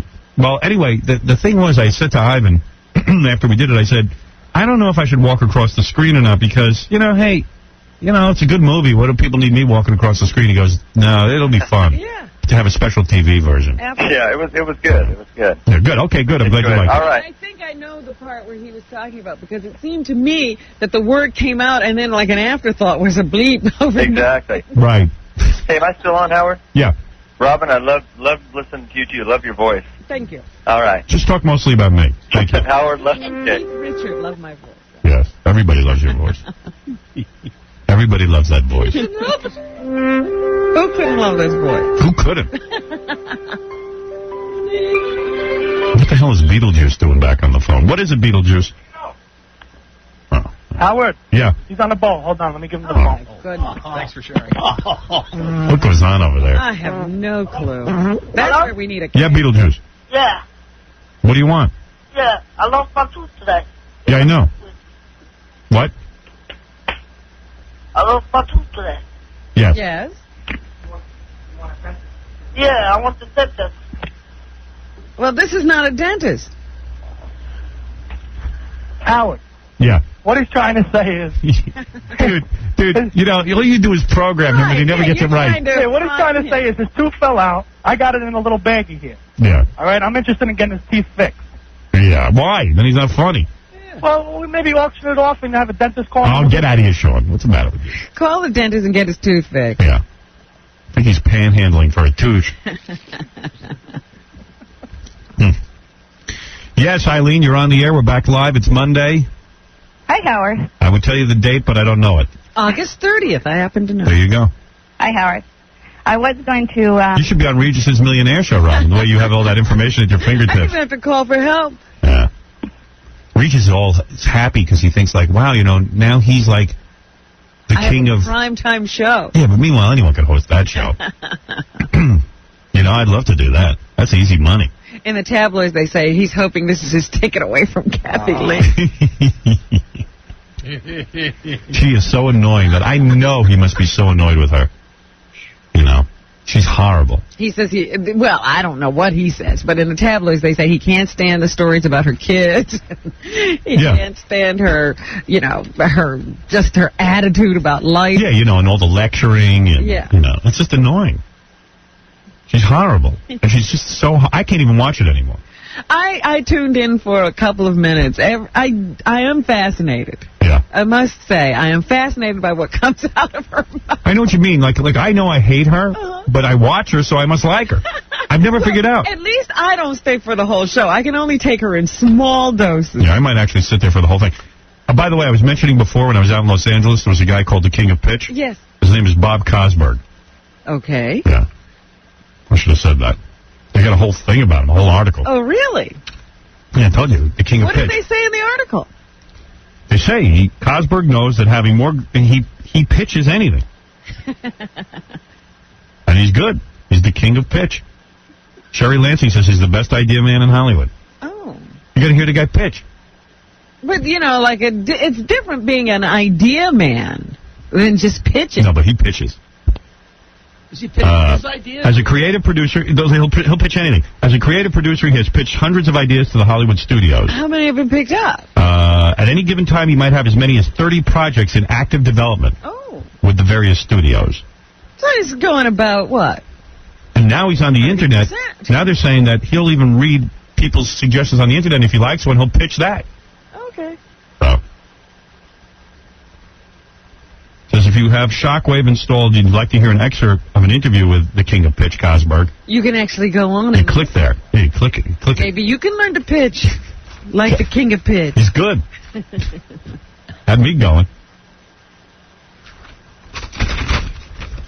I'm sorry. Go ahead, Eileen. You're on the air.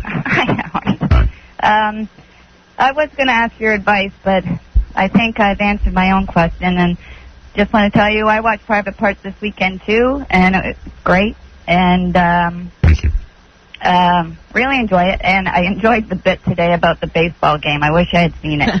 Oh, man. That was very funny. We had so much fun sitting by the TV getting Gary the Retard and Beetlejuice to do stuff. To make something happen. You should have seen me. I'm like, okay. When the guy pitches, get ready.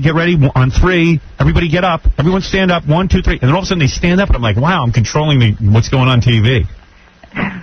Beetlejuice, that's a wild guy. Yeah, Beetlejuice is fun to look at. Oh, yeah. Yeah, I wish I had been on the air last week. I could have reminded everyone to watch. Yeah, I didn't know. I forgot what day and what time. It was friggin' funny. I guess you couldn't show it on your show, your CBS show? Hey, you know, maybe, if we get permission from Fox. From Fox, yeah, we might be able to. Because that would be great. Hey, guys, work on that. See if Fox will cooperate. Maybe they will. Maybe they'll be nice about it. Yeah, okay. Yeah. Well, thank you. I enjoy listening to you. All right, later. You make my day. Okay. Okay. Thank you, bye. Like Jackie, Beetlejuice little head? Oh, it was just like halfway over the rail. So, it's a head on a rail. Well, all you saw was a big giant hat. So I had to call Gary and get him to get the stupid hat off Beetlejuice. So we got to get him, if he goes again, he has to stand on like a box or something when they stand up. Or right. Sit in a booster seat. Well, that's what we were trying to do. I said, hey, Gary, let him sit on something so we can see Beetlejuice. Like your lap. Yeah. That's what we asked, but he wouldn't do it. He wouldn't put Beetlejuice on his lap? No, this is what happened. So we go, Gary, put Beetlejuice in your lap. So Gary goes, Beetlejuice, come here and sit on my lap. And Beetlejuice wouldn't do it. He wouldn't sit on Gary's lap. Oh, my. He won't sit on Gary's lap. I wonder what's up with that. He's kind of gay. And Beetlejuice is all man. Whatever's left of him, he's all man. That's funny. He wouldn't sit on the lap. Yeah, because it would have been funny. Imagine you tune in and you see Beetlejuice on Gary's lap. Those 4 doing a wave, man. Yeah. Oh. It was funny. It was great. Carrie, you're on the air. Good morning, Howard. Good morning, everybody. Welcome back. How come you ever mentioned anything about Mark and Brian? Why would I mention Mark and Brian? You didn't hear what happened this last week, or the black hole thing? Yeah, I heard about that. Are they still on the air?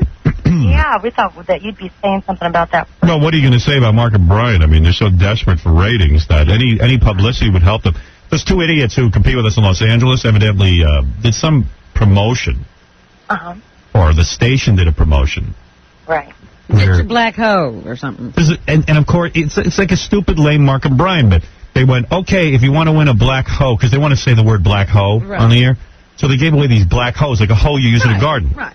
A garden tool. So then some black people out in Los Angeles started complaining that it was racist. People who actually worked at the station, because they had to box up the black hose and put it on the box, and they felt offended by it. I guess some black kid was working at the station, didn't like writing the word black hoe, and he's screaming. And I just went, who cares? Do something funny on the air. Big deal, black hoe. Who cares? I mean, they're so goddamn lame.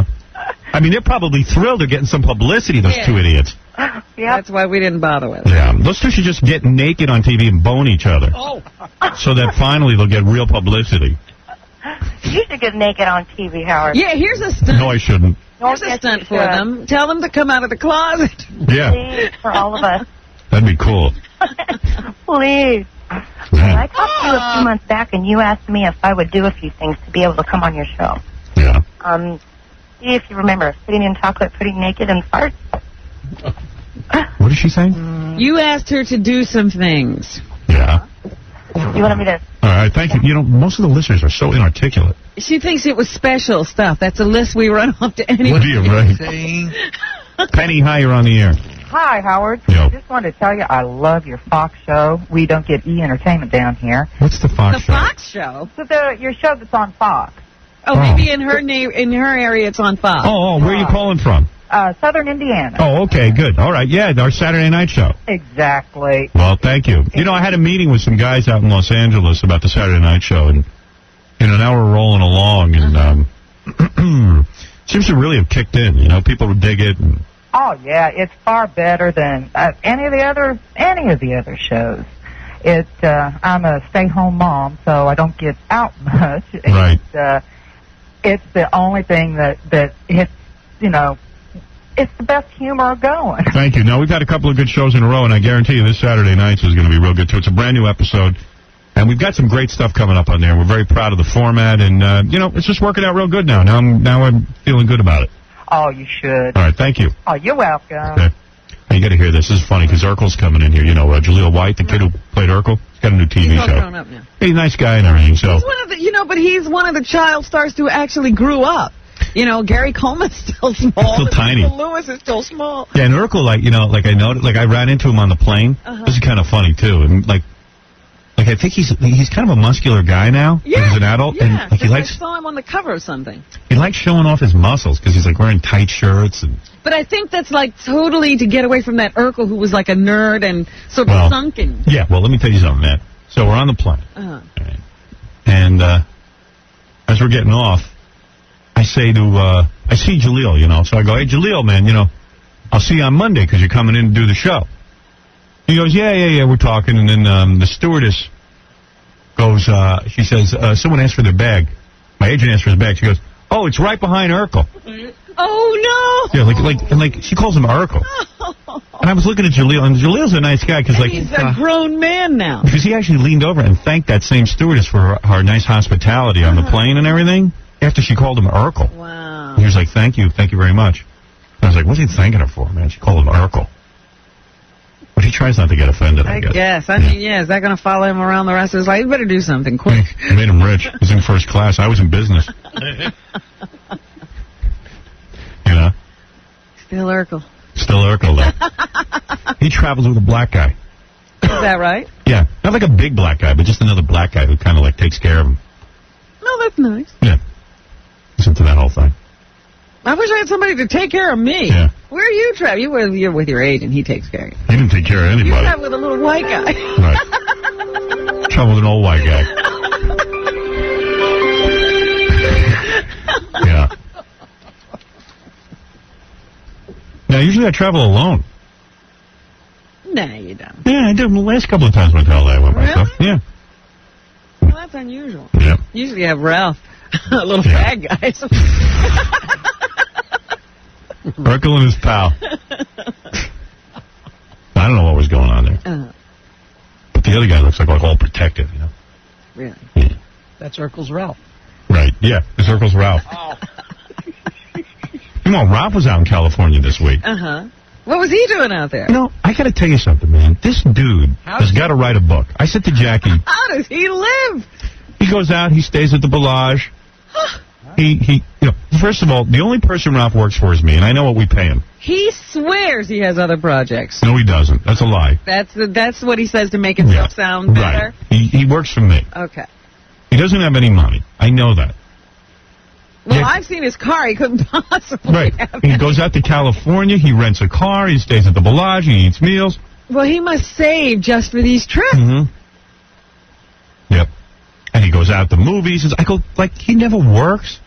Nothing. Now, when he flies out there, does he fly first class? Sometimes, You yeah. can see King Ralph sitting in Well, I remember once we were all going out there, and somehow or other he talked himself into first class. Yeah, he doesn't pay for first class. He either has frequent flyer miles or he talks himself into it. I'm from the Howard Stern show. Well, I don't know if he even I says don't know that. exactly what he does, but he sometimes gets himself bumped up. Yeah.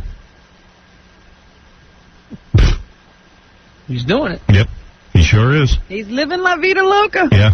He's having a lot more fun than I am. That's for sure. Yeah. No. Everyone's having more fun than me. If I'm not sick, I'm working. Gary the retard is having more fun. I know. How did that happen to me? My shrink's coming back from vacation. Oh. Maybe I'll find out what happened. Well, now you got to go over the whole sleeping issue. I'm How's doing. he sleeping? I'm doing all right. I don't know. I wish he'd cure me already. I don't think they cure anybody. Nah. I think they just, like, make you comfortable. Yeah, I'm coming to that conclusion. Keep you on a tether. Really? I don't know. I always feel so stupid when I'm sitting in the shrink's office. Like, I don't know what to do. Like, I don't know how to do it properly. That's my whole thing. Well, there's no right way, I'm sure. Yeah, that's what he says. You can do whatever you want. He goes, you're a loose guy. You ad-lib all day. Or, you know, just come in and use the time for you. Cuff. I go, I don't know. I always feel like I'm doing it wrong. And I do. I do it wrong. Obviously, I'm not cured. Well, maybe there's nothing wrong with you. Have you ever considered that? No. That's not going to happen. Anyway, get back to Mark and Brian. They're two idiots.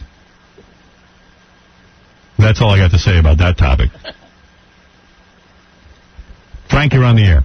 Hi, how you doing, Howard? Hey. I just wanted to let you know that last week Kathy Lee was hassled because she was refusing to wear a bra on TV. Who told you that?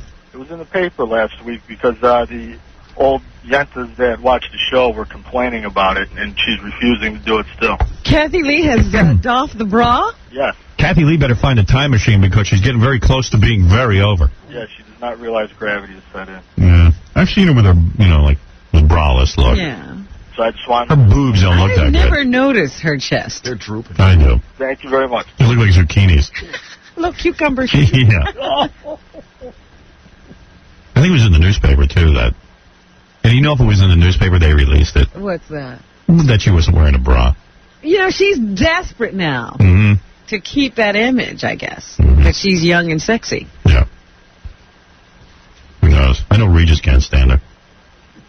Well, I've never talked to him about it. Maybe you have. No, I haven't. I don't want to say that, but I can just see the look on his face. His eyes start rolling when she starts talking about her personal life.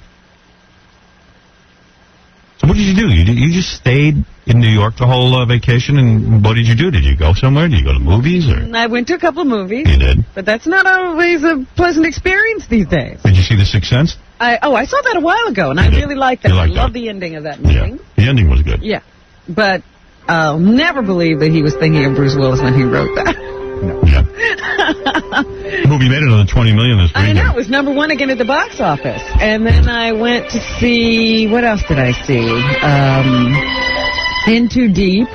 What's that? That's the Omar Epps LL Cool J movie where he plays an undercover cop. It's actually okay. Sounds like it's bad. It's not great, but it's okay. Yeah. And then I went to see that Hugh Grant movie, Mickey Blue Eyes. How is that? It has a couple of laughs, but you've seen it all before. I would like to see it. The commercial looked funny. And that's probably all the funny parts. Yeah, right. When he goes, forget about it. Forget about it. Yeah, you can't say that. Yeah. What else? What'd you do, Fred, the whole vacation? I went and saw doctors. Why? What's wrong with you? On my head. Oh, did they fix it? Yeah, yesterday was the first day in about 2 weeks I hadn't had a headache. So. Wow. You have migraines, right? Yes. What do you think that's from? I don't know. I just got into a marriage. That could be possible, but that was not on the prescription. So what kind of pills they give you? I tried one, it didn't work. The other one is a great product called Emerge. It's like a feminine product. Emerge. Sounds like, what you take from PMS. Emerge. All I know is it saved my head. Because you have migraine headaches. It was splitting like you can't believe. Now, do you have to take this all the time or No. just when you have pain? No. Just when I have pain. So now it's gone. That stuff is really powerful. Well, I'm still, rocked from it. It's really? It was almost 2 weeks of just, pain. And does it hurt even while you're sleeping? Yes, it did. It would wake me up out of a sound sleep. Wow.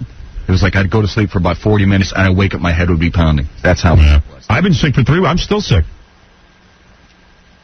I don't know. I'm always sick now. Maybe we should just set up a medical unit right here. I swear to God. I'm telling you, because, I was just reading Larry King's column, and Jerry Lewis was on. Jerry Lewis supposedly dying or something. Right, he almost died. Yeah, so he's saying this year at the telethon he's going to have a string of doctors behind the stage in case anything goes wrong. Oh, that should be exciting. Be cool if he died right during the telethon. Yeah, and they had to rush out and try to survive. Would that be great? Him. Nobody even dies on television. For real, I mean. Well, they don't do live TV. I'm pretty sure I'm going to die on television. I have actually seen people die on stage. Who'd you see? I was at a thing once, and this guy was doing a funny lecture. Uh-huh. And in the middle of it, he just collapsed, and everybody sat there and laughed. Yeah. And he never got up. Yeah. And then after he was there for a while, people started to say, well, wait a minute, he's not getting up. And then finally people rushed to the front, and there was all this commotion. They cleared the room, and he was dead. Wow, that's cool. Like that comedian who died on Dick stage. Shawn. Yeah, Dick Shawn. Everybody tells me that that Rene Russo movie is really good. Oh, Thomas Crown Affair. I saw that before we left. I liked it. Yeah, everybody liked it. Even my mother liked it. I gotta say, while I was laughing about all the commotion they were making about an older woman being on film and being sexy and all that stuff, it was fun to watch. Yeah. I heard she looks good. She's nude. She wears this dress. First of all, she's nude a lot and topless. Yeah. And then she wears this see-through dress. Yeah. That, every woman looks at it and wants to be able to get into a dress like that. Yeah, I know. Every woman I know who's in her 40s said to me, I want to look like Rene Russo. Right. Absolutely. I go, well, honey, I ain't going to have it. Yeah, she was a model. Yeah. That's how models grow up. Yeah. And not all of them grow up like that. Yeah, and only the lucky few. Right. Did you see, the other thing that happened on TV was the Cher live concert. No, I didn't see on that. HBO, which turned out not to be live. What do you mean? They taped it the night before. Wow, that ain't right. No, don't tell me it's going to be live. Yeah. And then tape it the night before. Oh, that's bogus. Yeah. And for the mistakes. I was over at HBO when I was in Los Angeles, though. I complimented them on their 3 great shows. Sopranos, Oz, and Sex in the City. Sex in the City. Well, they deserve it. Definitely. Those are the greatest shows on TV. Mm-hmm. Jen, you're on the air. Hi, Howard. Yeah. I just want to tell you something. I went to overnight camp with Seth when I was Who's Seth?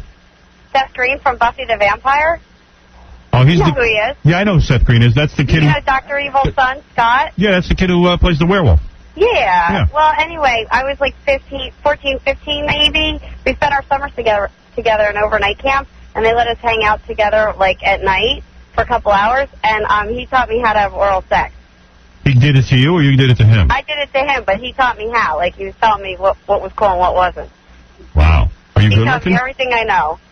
So are you freaked out now that he's famous and everything, and you perform? No, because he was pretty he was in a lot of movies and stuff when he was younger. Right. He did Radio Days and Can't Buy Me Love, and I think he was in Facts of Life a couple times.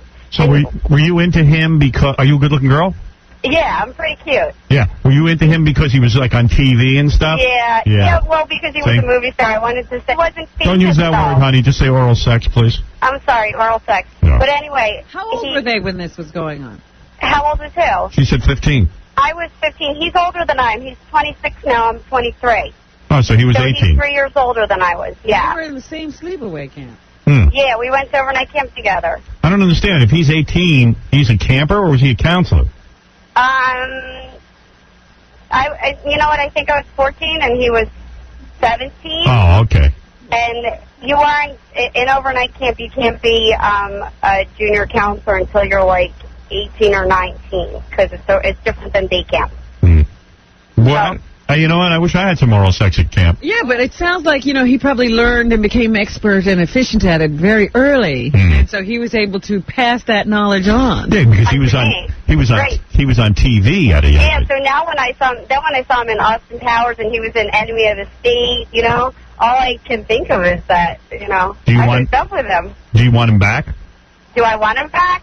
I would like to see him again and say, hey, remember me? But now he's too big. He lives out in California now. He used to live in Philadelphia. Yeah. Well, what can you do? My dad even remembers me. Yeah, too bad, honey. Yeah. So I just wanted to tell you because I know that you're a big Buffy fan. All right, thank you, hon. You're welcome. About that while we're watching. I think he just wanted something in her mouth to shut her up. You know what I mean? Hey, come here. Imagine her claim to fame, probably the biggest thing she'll ever do in the rest of her life. She'll be telling that story at 50. Is that she gave oral sex to Seth. Yes, that's her grandchildren will sit around and tell that. She'll be telling that story for the rest of her life. Yeah. You know him? I gave it to him. Yeah, I gave it to him. I did oral sex on him. All right, I got to... we didn't talk about your high school reunion yet, did we? We did talk about it? No, we didn't. No, we didn't. Okay. I got to take a break. We'll talk about that. Is Jaleel here yet? He's here, too. Okay, so we'll get to him as well. All right, we'll be back right after these words. Take it off, put it in cookie. Tomorrow is a nookie. So you can take that cookie and stick it up your face. Stick it up your face.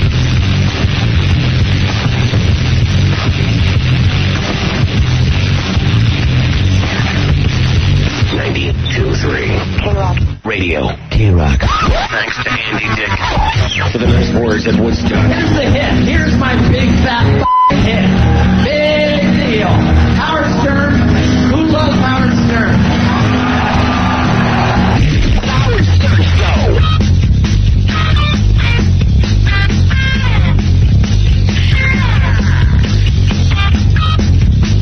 Yo, yo, yo, what's up? Well, we're back live.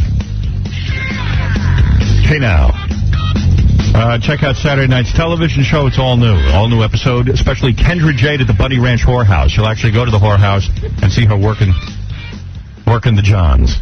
Wow. Yeah. I said to her at one point, I said, you're a whore. And she goes, I am not. I'm like, and then she goes, oh, yeah, I guess, well, yeah. She thought about it, and then she said, yeah, I guess so. Well, it's fun to go there. I saw the whole piece. It's very good. What's it like to play Urkel for most of your childhood and be a multimillionaire? I don't see any downside to having done that. I mean, he's set for life now. Yo. Got a brand new show on UPN called Grown Ups. It's a new sitcom. And there he is, Jaleel White, dressed in a suit. He's dressed way too good for this show.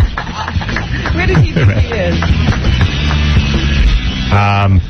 Yeah, where do you think you are? I mean, this is our show. You should be wearing your underwear. What do you got, a bunch of appearances today? Yeah. Oh, that's what's going on. That's what I thought. You look good in this suit. You didn't suit. dress like this for us. Yeah, you're like a businessman. Look, is your first. Yeah, you're like a businessman in that suit. Well, actually, I am a businessman. Yeah, I guess you are. Yep. I don't know. It's like, where are you going today in a business suit? What shows are you booked on? I'm just doing The View. That's really the only... Oh, The View. Oh. Those women are fine. Those yentas. Those women are worse than Kathy Lee. Yeah, I'm not sure who's worse. No, Kathy Lee is worse than those women, aren't they? No, I don't know. Honestly, but there's four of them. I specifically wanted to do The View over Kathy Lee. Really? And why is that? I just feel like they're a friendlier, more genuine group of people. And really? I would rather sit there and have a fun conversation. But Kathy Lee's a big phony. I mean, don't you think that she... I don't like interacting with phony people. If I get the impression that you're phony, I just don't, So you got that impression as well? I was, 13 years old and I got that impression. Really? It's hard to see.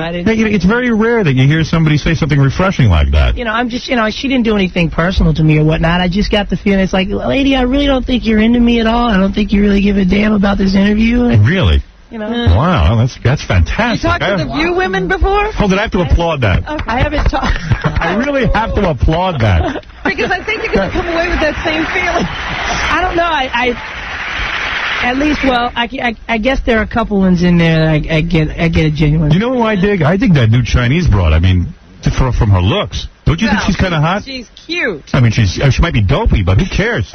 Dopier the better. Man, oh man, they forgot the brain. Really? She's dumb? I don't really watch the show myself because it's for chicks. I'm not allowed to watch. I feel like I'm invading private territory. No, yeah, really, that is definitely not men territory there. And I know I hate Star Jones because she's a big fatso and she's always got something bad to say about me. Oh. No, she's just, and who is she? Who is she, really? Nobody. She's always mouthing up. And then that other one I hate, too. Meredith Vieira? Meredith Vieira. Looks like no one's been inside her pants in the last 10 years. Oh, there. No. Get the whip out. Am I right or am I wrong? I mean, these are, the thing that maybe they are genuine because they seem very angry to me, those yeah.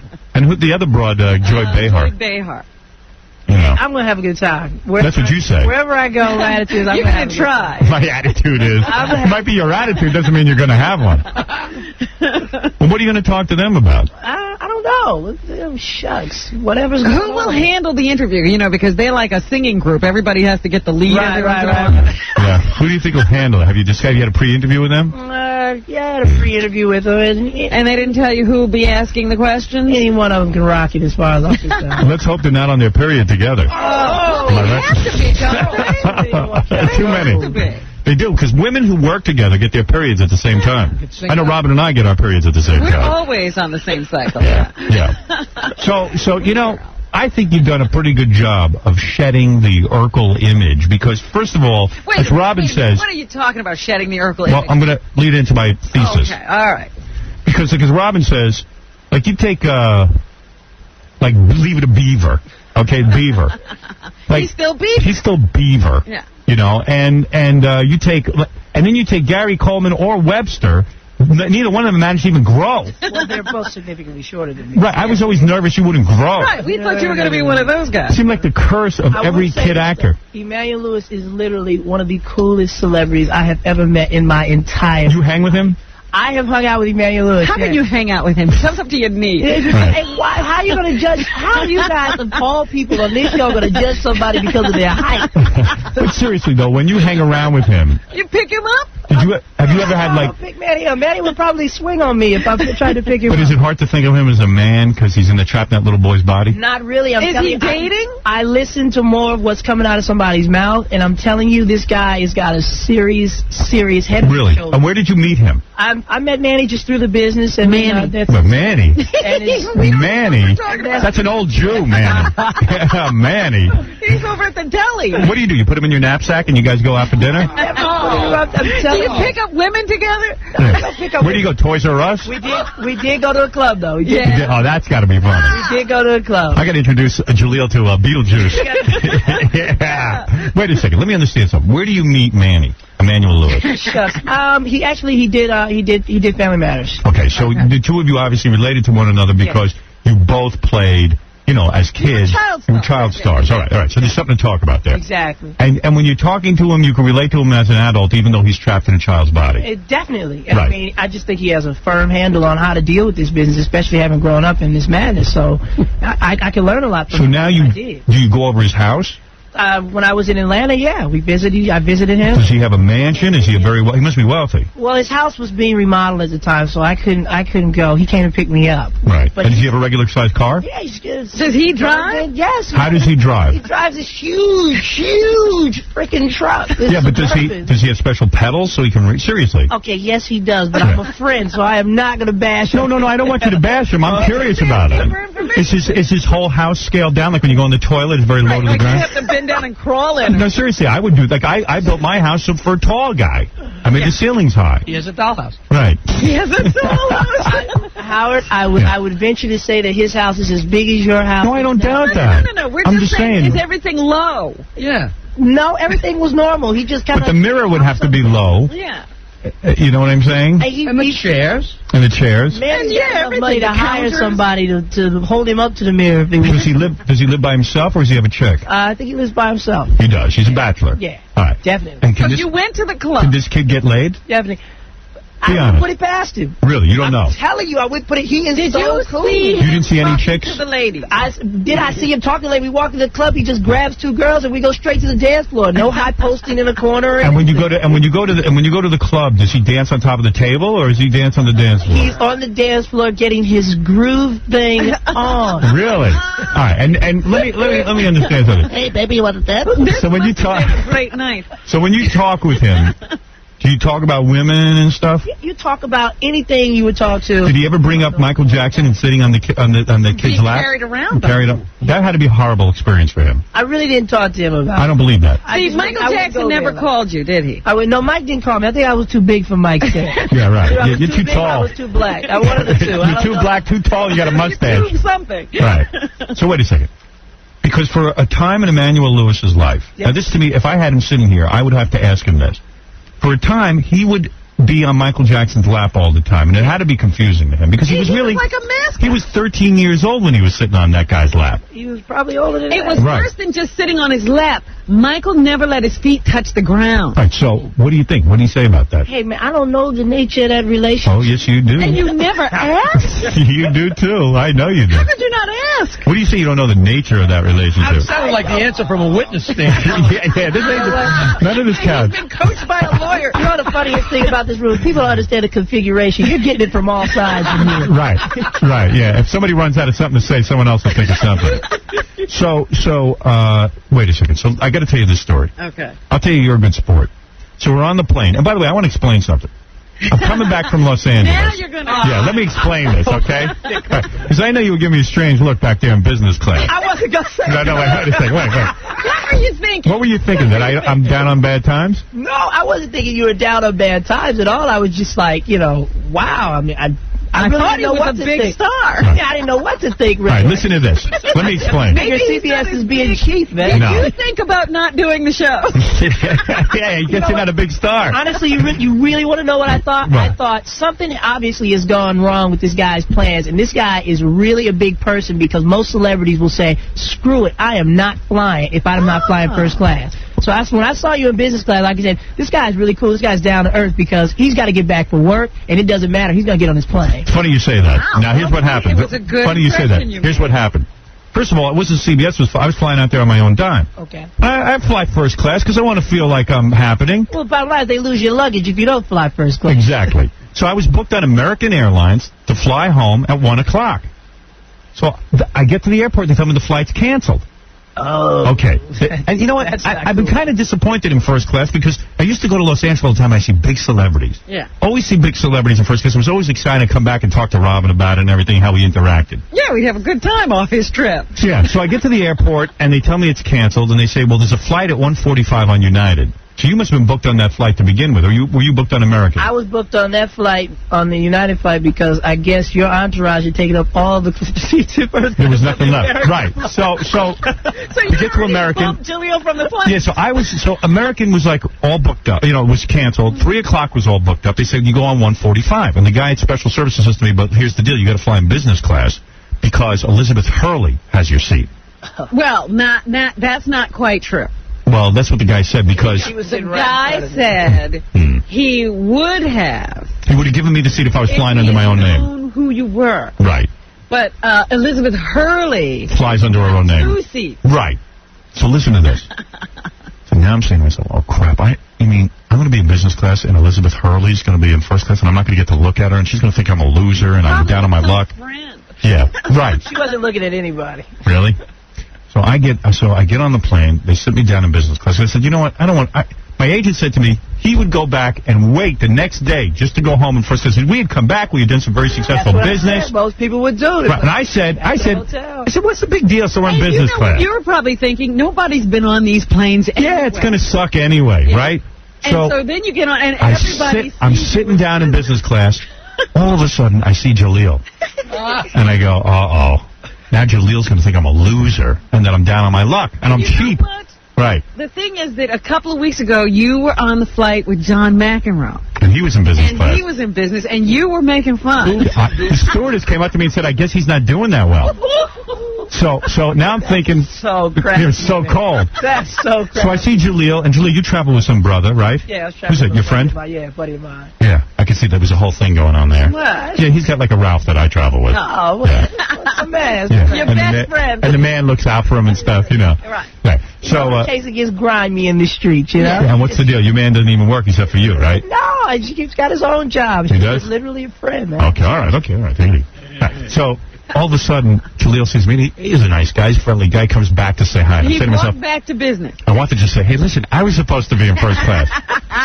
So Jaleel was very nice, and then he goes back, walks up to first class, and, of course, the curtain's closed. That's right, they snapped that curtain Because closed. people in first class don't want to be seen with the riffraff in business. And I'm like, man, the hell is that? I'm out. So my agent goes, man, look at Elizabeth Hurley. She's wearing like a little sarong Now, how dress. does he see her? You didn't think she was hot? No. You didn't? No. Why are you saying that? Did you see the belly and the Not at all. and the no bra? He got closer because he was in first class. Seriously, that's not your thing? I think she's hot. She's all right, man. Oh, please. You know what it is? You don't want to give her the time of day because you don't want her to think She she's didn't hot. look at you. She was serious. She was, and to be quite honest, she's kind of flat on the backside for me. Oh, really? Yeah. You wouldn't bang her? This is not my style, man. Really? It's not my style. Yeah, whatever. You can Yeah. get in the booth with that one. You mean, if you had your choice between a hooker and Elizabeth Hurley, you would take the hooker, just like you granted. Well, obviously, if you look at the shape between Divine Brown and Elizabeth Hurley, you can see that Hugh Grant probably has the same taste that I do. Really? You would go for Divine Brown? Divine was hot, man. Interesting. Design was hot. Well, anyway, so... That whole standing on the street corner at midnight thing, though, kind of is a little turn off. Yeah, she might have been with a few guys. So then I see Donahue's in first class. Jaleel. That was really Donahue. Yeah, that was Donahue, right? Donahue was in first. Phil Donahue was in first class with I you. never even saw him. Yeah, he was there. Wow. Yeah. Who else was in seriously, I didn't even know. Phil Donahue, you, Elizabeth. I go, finally, a really good scene. He's in first class. I would have gotten that broad talking. I'm telling you, man. You know you would have been quiet up there. She was snobby. Yeah, man. She wasn't saying much to me. Oh, I would have gotten her I was talking. even talking, and she looked over her shoulder like, how dare you speak? Can't you see I'm trying to sleep? Oh, that bitch. But you know how those beautiful women are. They usually keep their head right to the wall. You know what I was- Exactly what she did. You know what I was That's hoping? exactly what she did. I'm so cool on that. I'm like, yo, just be yourself, man. Right. Nobody's checking for you. Whatever. You should have gone up and said, hey, I'm TV's Urkel. You shut up. All right? I've made So wait a minute. You started off talking about how he's beaten that whole image thing. Oh, yeah, but anyway, the whole time I was Say fantasizing. to somebody when you really want to smack them. I was fantasizing about a great movie. So this plane goes down. We hit an island. Everyone's dead except for me, Jaleel, Donahue, and Elizabeth Hurley. Who gets to get? Yeah. Okay, under those circumstances, Yeah. I might have to go. You might have to bang.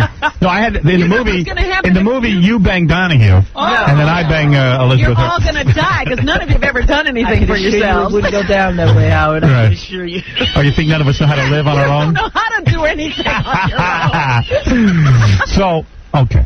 You better hope us. So we're getting off the plane. I'll tell you how much of a gentleman you are. So we're getting off the plane, and this guy, my agent, he couldn't find his luggage. He says to the stewardess, hey, I don't know where my suitcase is. And she goes, hey, it's right behind Urkel. And then Jaleel, leaned over and afterwards, thanked the same woman for being so nice. That was that woman you thanked. Yeah. She's the one who called you Urkel. Yeah. I can't help it if she didn't have any class about what she said. Yeah, I felt bad. But she had given me really good service, and, hey, thanks a lot. Right. No, that was nice of you. But I was pissed when she yelled out, hey, right behind Urkel. It's like, hey, man, what is that? Enough with you. Enough with the Urkel. You know, most people really don't know what to say. Right.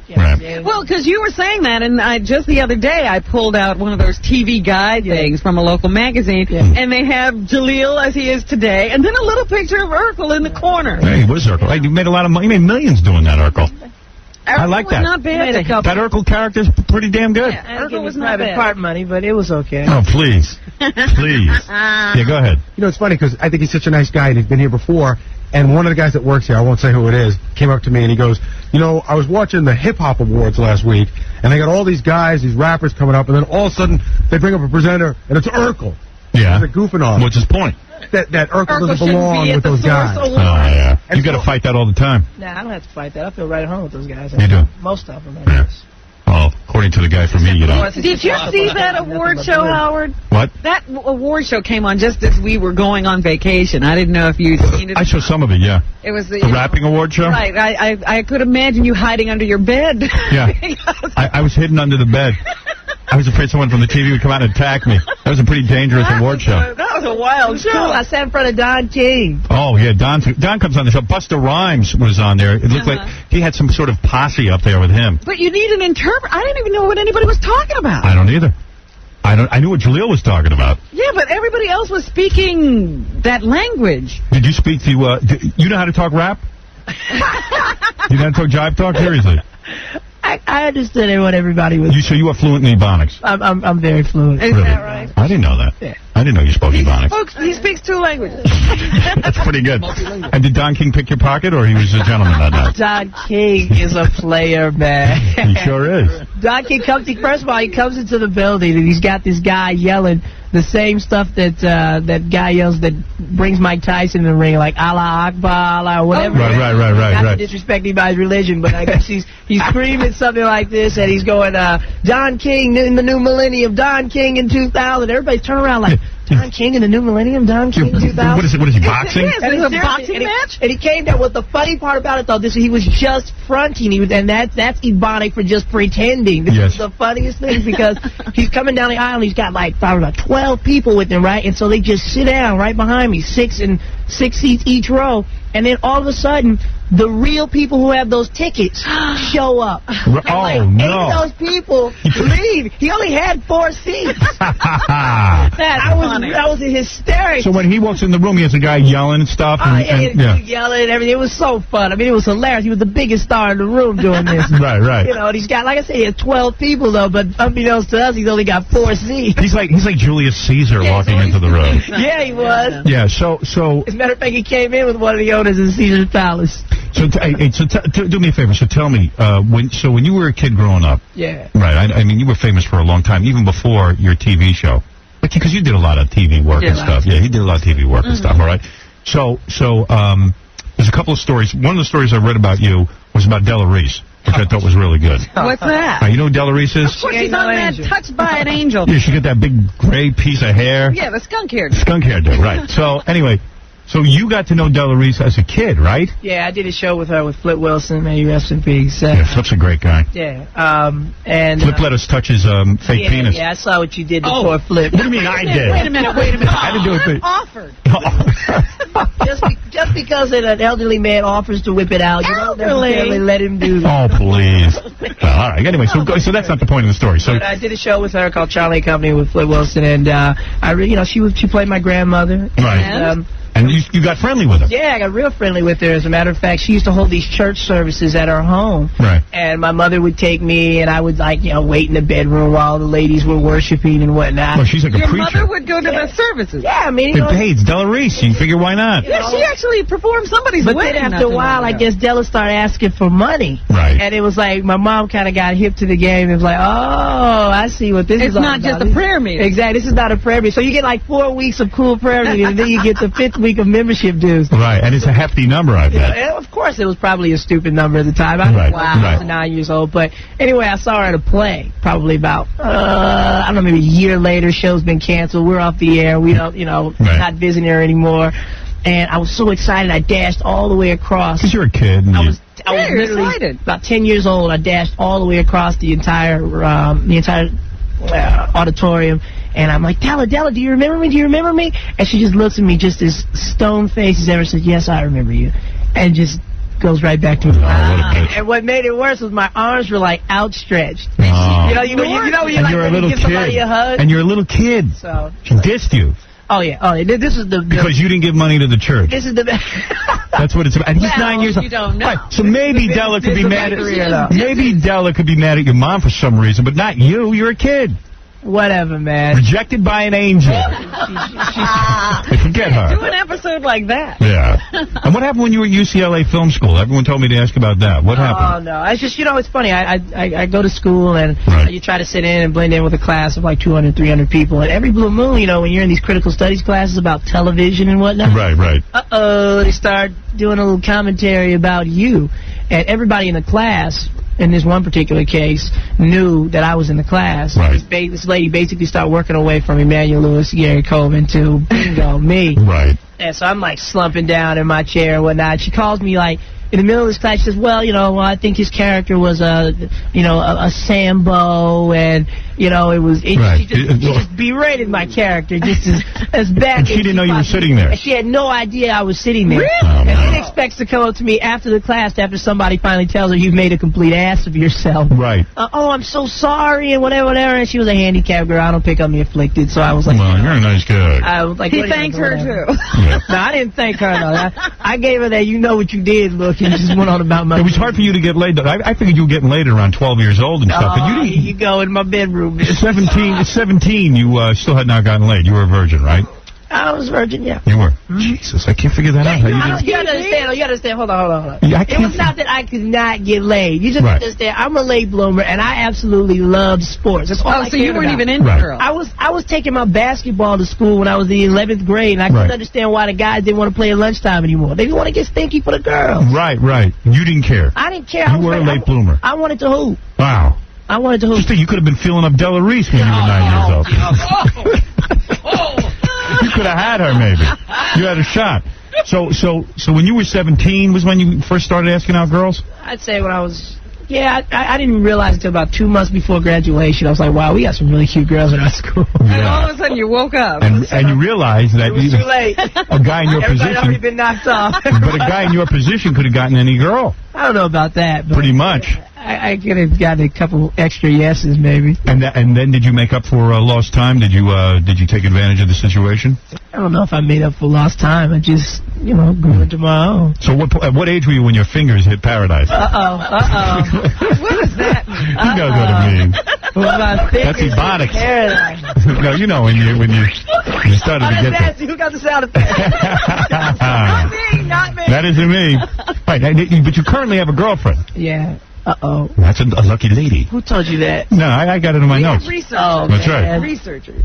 And you met her at Martha's Vineyard, it says. Yeah. That's where you vacation. Yeah. No kidding. She's a hot broad model? She's great. No, I don't. I told you, man, I don't mess with people in this business. You don't? Why? Nah, no, I don't. I don't know if can I... That's funny, but you can't say it. Is she a Kennedy? Is that what you're trying to tell me? Nah, she's, no, not at all. She's not a Kennedy. She's a very bright lady, just moving up the corporate ladder. And really? Young girl? Yeah. So is this a recent new... 22? Yeah, it's kind of new. Like 3 months. 22. Yeah.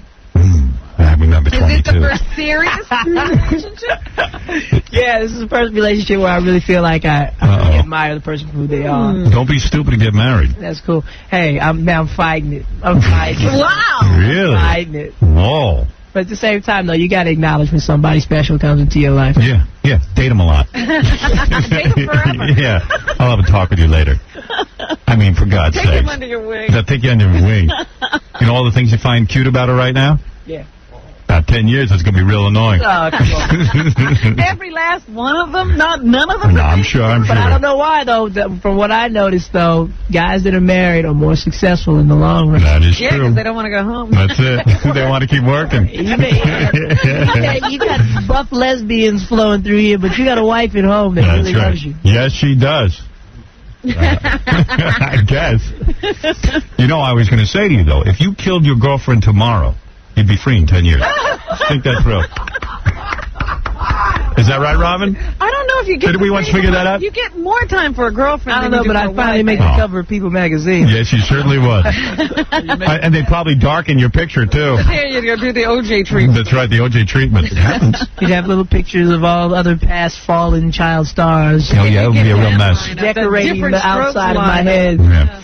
So you got this new TV show. Yeah. You're on UPN. It's called Grown Ups. Yeah. Now I hear you're supposed to be my partner soon. Well, we'll see about that. We'll see about that. I'm not going to make any statements. That's on the QT. Yeah, what is that? Court of law. What about court of law? GL. All right. We talk about your show, Grown Ups. Yeah. Now, I assume you are grown up on this show. Yeah, definitely. Yes. It's just about, I don't know, it's about being a grown-up but not really feeling like one. And I'm definitely at that age right now, so Me too. My friends. I'm at the same age. I know, we're still there. Yeah, I don't feel grown up. So, it's really, I really like the point of view of the piece. And I was reading a review of the show that said that in many instances, you will take off your shirt to show your very muscular Are you body. like becoming? Are you a sex symbol now or what? You know what?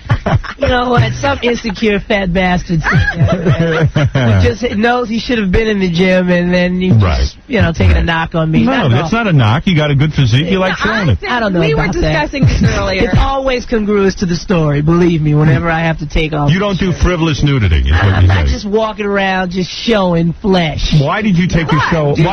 Why do you take your reaction to your previous character who was supposed to be emaciated? Yes. This is a way to say to the ladies that you are now a man. Yeah. That you have a man's body. Okay, if you want to write a critical studies paper about it, maybe there is some validity there, though. Right. But it's Why in the show though do you take your shirt off? Why is it? How is it? Okay, if you're in bed and you're with a young lady, chances are you're not going to have a shirt on in that situation. Well, I do, and I'm in bed. I always make sure I have a shirt on. Howard, let me let you in on a little tidbit. I removed mine. Really? Show off. Works better that way. That's unbelievable. Yeah, so you're getting laid on a regular basis, huh? That's nice. Yeah, good for you. You got to be careful. Don't knock her up. I hope you're wearing a rubber. You'll be strapped. I'll tell you for cash. There you go. That's it. I'm the poster boy for condom use. You are. Poster boy. Really? Even when you get oral sex? Whoa. Man, they come like bullets from you, man. No, but hey, at least I'm sincere, not like Kathy Lee. I want to know. I respect that, but dang, they come like bullets from you. No, during oral sex you don't wear a rubber, do you? Who's with the button again? No, I'm serious. I don't know. Not that safe. I am. Yeah. Not that safe. You don't need a combination and a padlock. You need a combination. Hey, it's overkill. I don't know. That's interesting. Want to take a few phone calls or not? Yeah, we take some phone All right, a couple of phone calls. The show is called Grown Ups. It can be seen Monday nights on UPN. UPN, the great network that also carries Star Trek. That's right. Voyager. WWF. And WWF. That's right. I'm a Star Trek man. Wrestling is a force to be reckoned with. I was watching UPN last night for Star Trek. Yeah. Voyager was a repeat, but I didn't care. I'll watch any of them. Great show. There was a good one where they go back in time, and their time's all over the place, and the Chinese guy gets old. Yeah, right. I saw the gray streaks in his hair as I was flipping through. Yeah, he gets old. He looked like Della Reese, actually. Brian, you're on the air. Howard. Yeah. Hey, how are you, buddy? It's Brian, big fan. Yeah? Hey, question for Urkel. Jaleel. Sorry. I love the show, by the way. I still watch it. You ever hook up with Laura Winslow? I always thought she was really hot. The girl that played Laura. You little troublemaker now. Did you ever bang any of the chicks from the show? Nah, How about the one that was your girlfriend? That sounds like a yes. Oh, yo. I'm going to tell you right now, man. Be careful what you say because she passed away, man. Did she? I'm so sorry. She was really a beautiful girl. Yeah, she was very beautiful young lady. So she was never your... what did she pass away from? No, she passed away from cancer. Really? Young girl? How old? Remember I told you that story. She had, like, stomach cancer or something. Yeah. I remember that now. Yeah, that's... Are you close with her? Yeah, very close. Very close. You still close with all the people from the show? A few cast members. Just her. People have gone on. But you never were lovers or anything? But no. You were never lovers with any of the people on the show? No, that's... How'd that happen? I just told you my motto, man. Don't, yeah, where you eat. Don't go to the bathroom where you eat. Where you eat. Don't mess where you eat. You can eat where you eat, though. Hey, you're damn right. All right, let's see who else is on here. Okay, Sean, go ahead. You're on with Jaleel. What's up? How you doing, Sean? Robin? Yeah? Jay? Yo, brother, you came a long way. Thank you, man. Yeah, I remember I be growing up with you back in the day. This is a white guy. You. Get out of here. You're a white guy. I'd be growing up with you. Who's this, Marion Barry? Yeah. My name is Sean. I'm from Roosevelt. Sure you are. I appreciate you tapping. This is Sean McMurphy. Your bro Jaleel, man, he was a loser. What? He didn't get no ass back in the day. Back in the day. Really? Yeah. I think this is a white guy trying ebonics, and I believe did so. a very good job of it. If you call, you should have something like decent to say, or at least don't let everybody know. You have said that some of the you said that some of the cast members on your TV show were very mean to you. Is that true? They were jealous of your success, weren't they? Well, that's going to happen. Some people feel threatened by you. I can tell who was threatened. Reginald Vell Johnson. Yeah. I'm not calling any The guy who played the father. I'm not calling any names. You know You're a what it very is? intuitive man. That show was developed for him. To be his show. That's right, and you came in and stole it, didn't you? In fact, Urkel was originally just a one-shot deal, wasn't it? Yeah. Oh. And then he had to do all these scenes with you. Yeah, I like that. We actually had great chemistry together, though. Yeah. On camera, but off camera was a different story, wasn't it? Perhaps at times. He didn't realize how good that was for him, did he? You know, I put it this way. I'm not going to bash anybody's character, but I feel like, to me, as an actor, you should strive to want to be on stage with peers, with people that you can learn from as well. Why not? If it shows a success. Exactly. Just give and take. It's like my goal really as an actor is to be on stage with the Hackmans and the Denzel Washingtons and the Pacinos. And the best you can be. I really don't give a darn who gets top billing. I just want to get out there and learn. It was awfully petty of this guy to treat you that way, especially you being a child. Yeah. You put up with a lot of crap, haven't you? I mean, are you sorry your parents pushed you into being a child actor? Nah, they didn't push me into being a child actor. No? It's something that I just did naturally, and I Well, wait a minute. You can't drive yourself anywhere. No, not at all. But it was something that my mother, I guess she realized that I was pretty good at. I mean, I started booking jobs right away. Do you feel your childhood was robbed from you?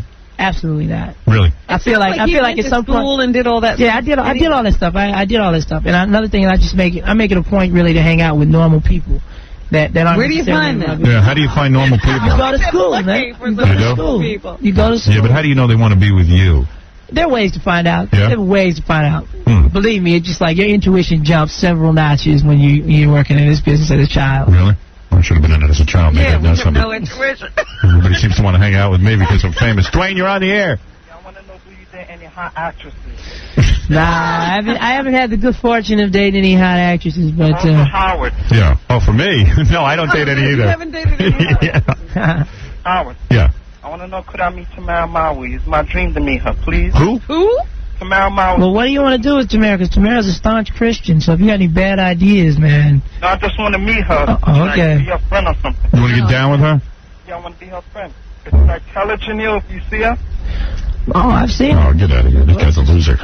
He ain't going nowhere. Howard, just pull out the hot. Did you ever make out with Whitney Houston? Oh, please. Yeah. No, you never got her? She came to our stage once. You did? Beautiful woman. She's a very beautiful I woman. would have sex with her. Bobby Brown. Big entourage. And what you do? You only date black chicks, or would you date a white chick? I'd date anybody. You would? I would date Oh, anybody. that's cool. What about this girl you're seeing now?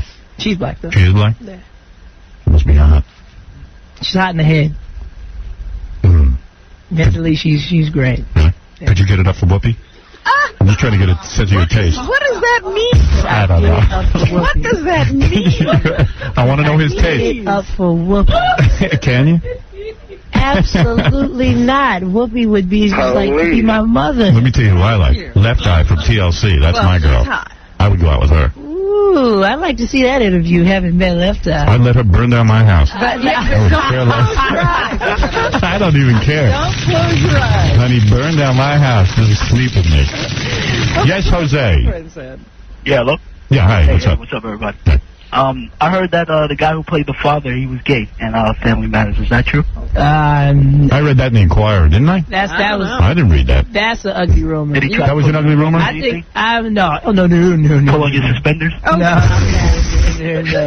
Was there any truth to this, or you didn't? No, it was not. He's not gay. I mean, I've even been called gay by radio stations and whatnot. I mean, I think once you make it, you get called gay. So. There was rumors that you were gay for a while, right? That's actually something I laugh at. If you get called gay, it's like, hey, I think I'm doing well in my carear right now. That's right. When you do scenes with that guy, I mean, you know. Let me tell you something. I think Fred was calling you gay.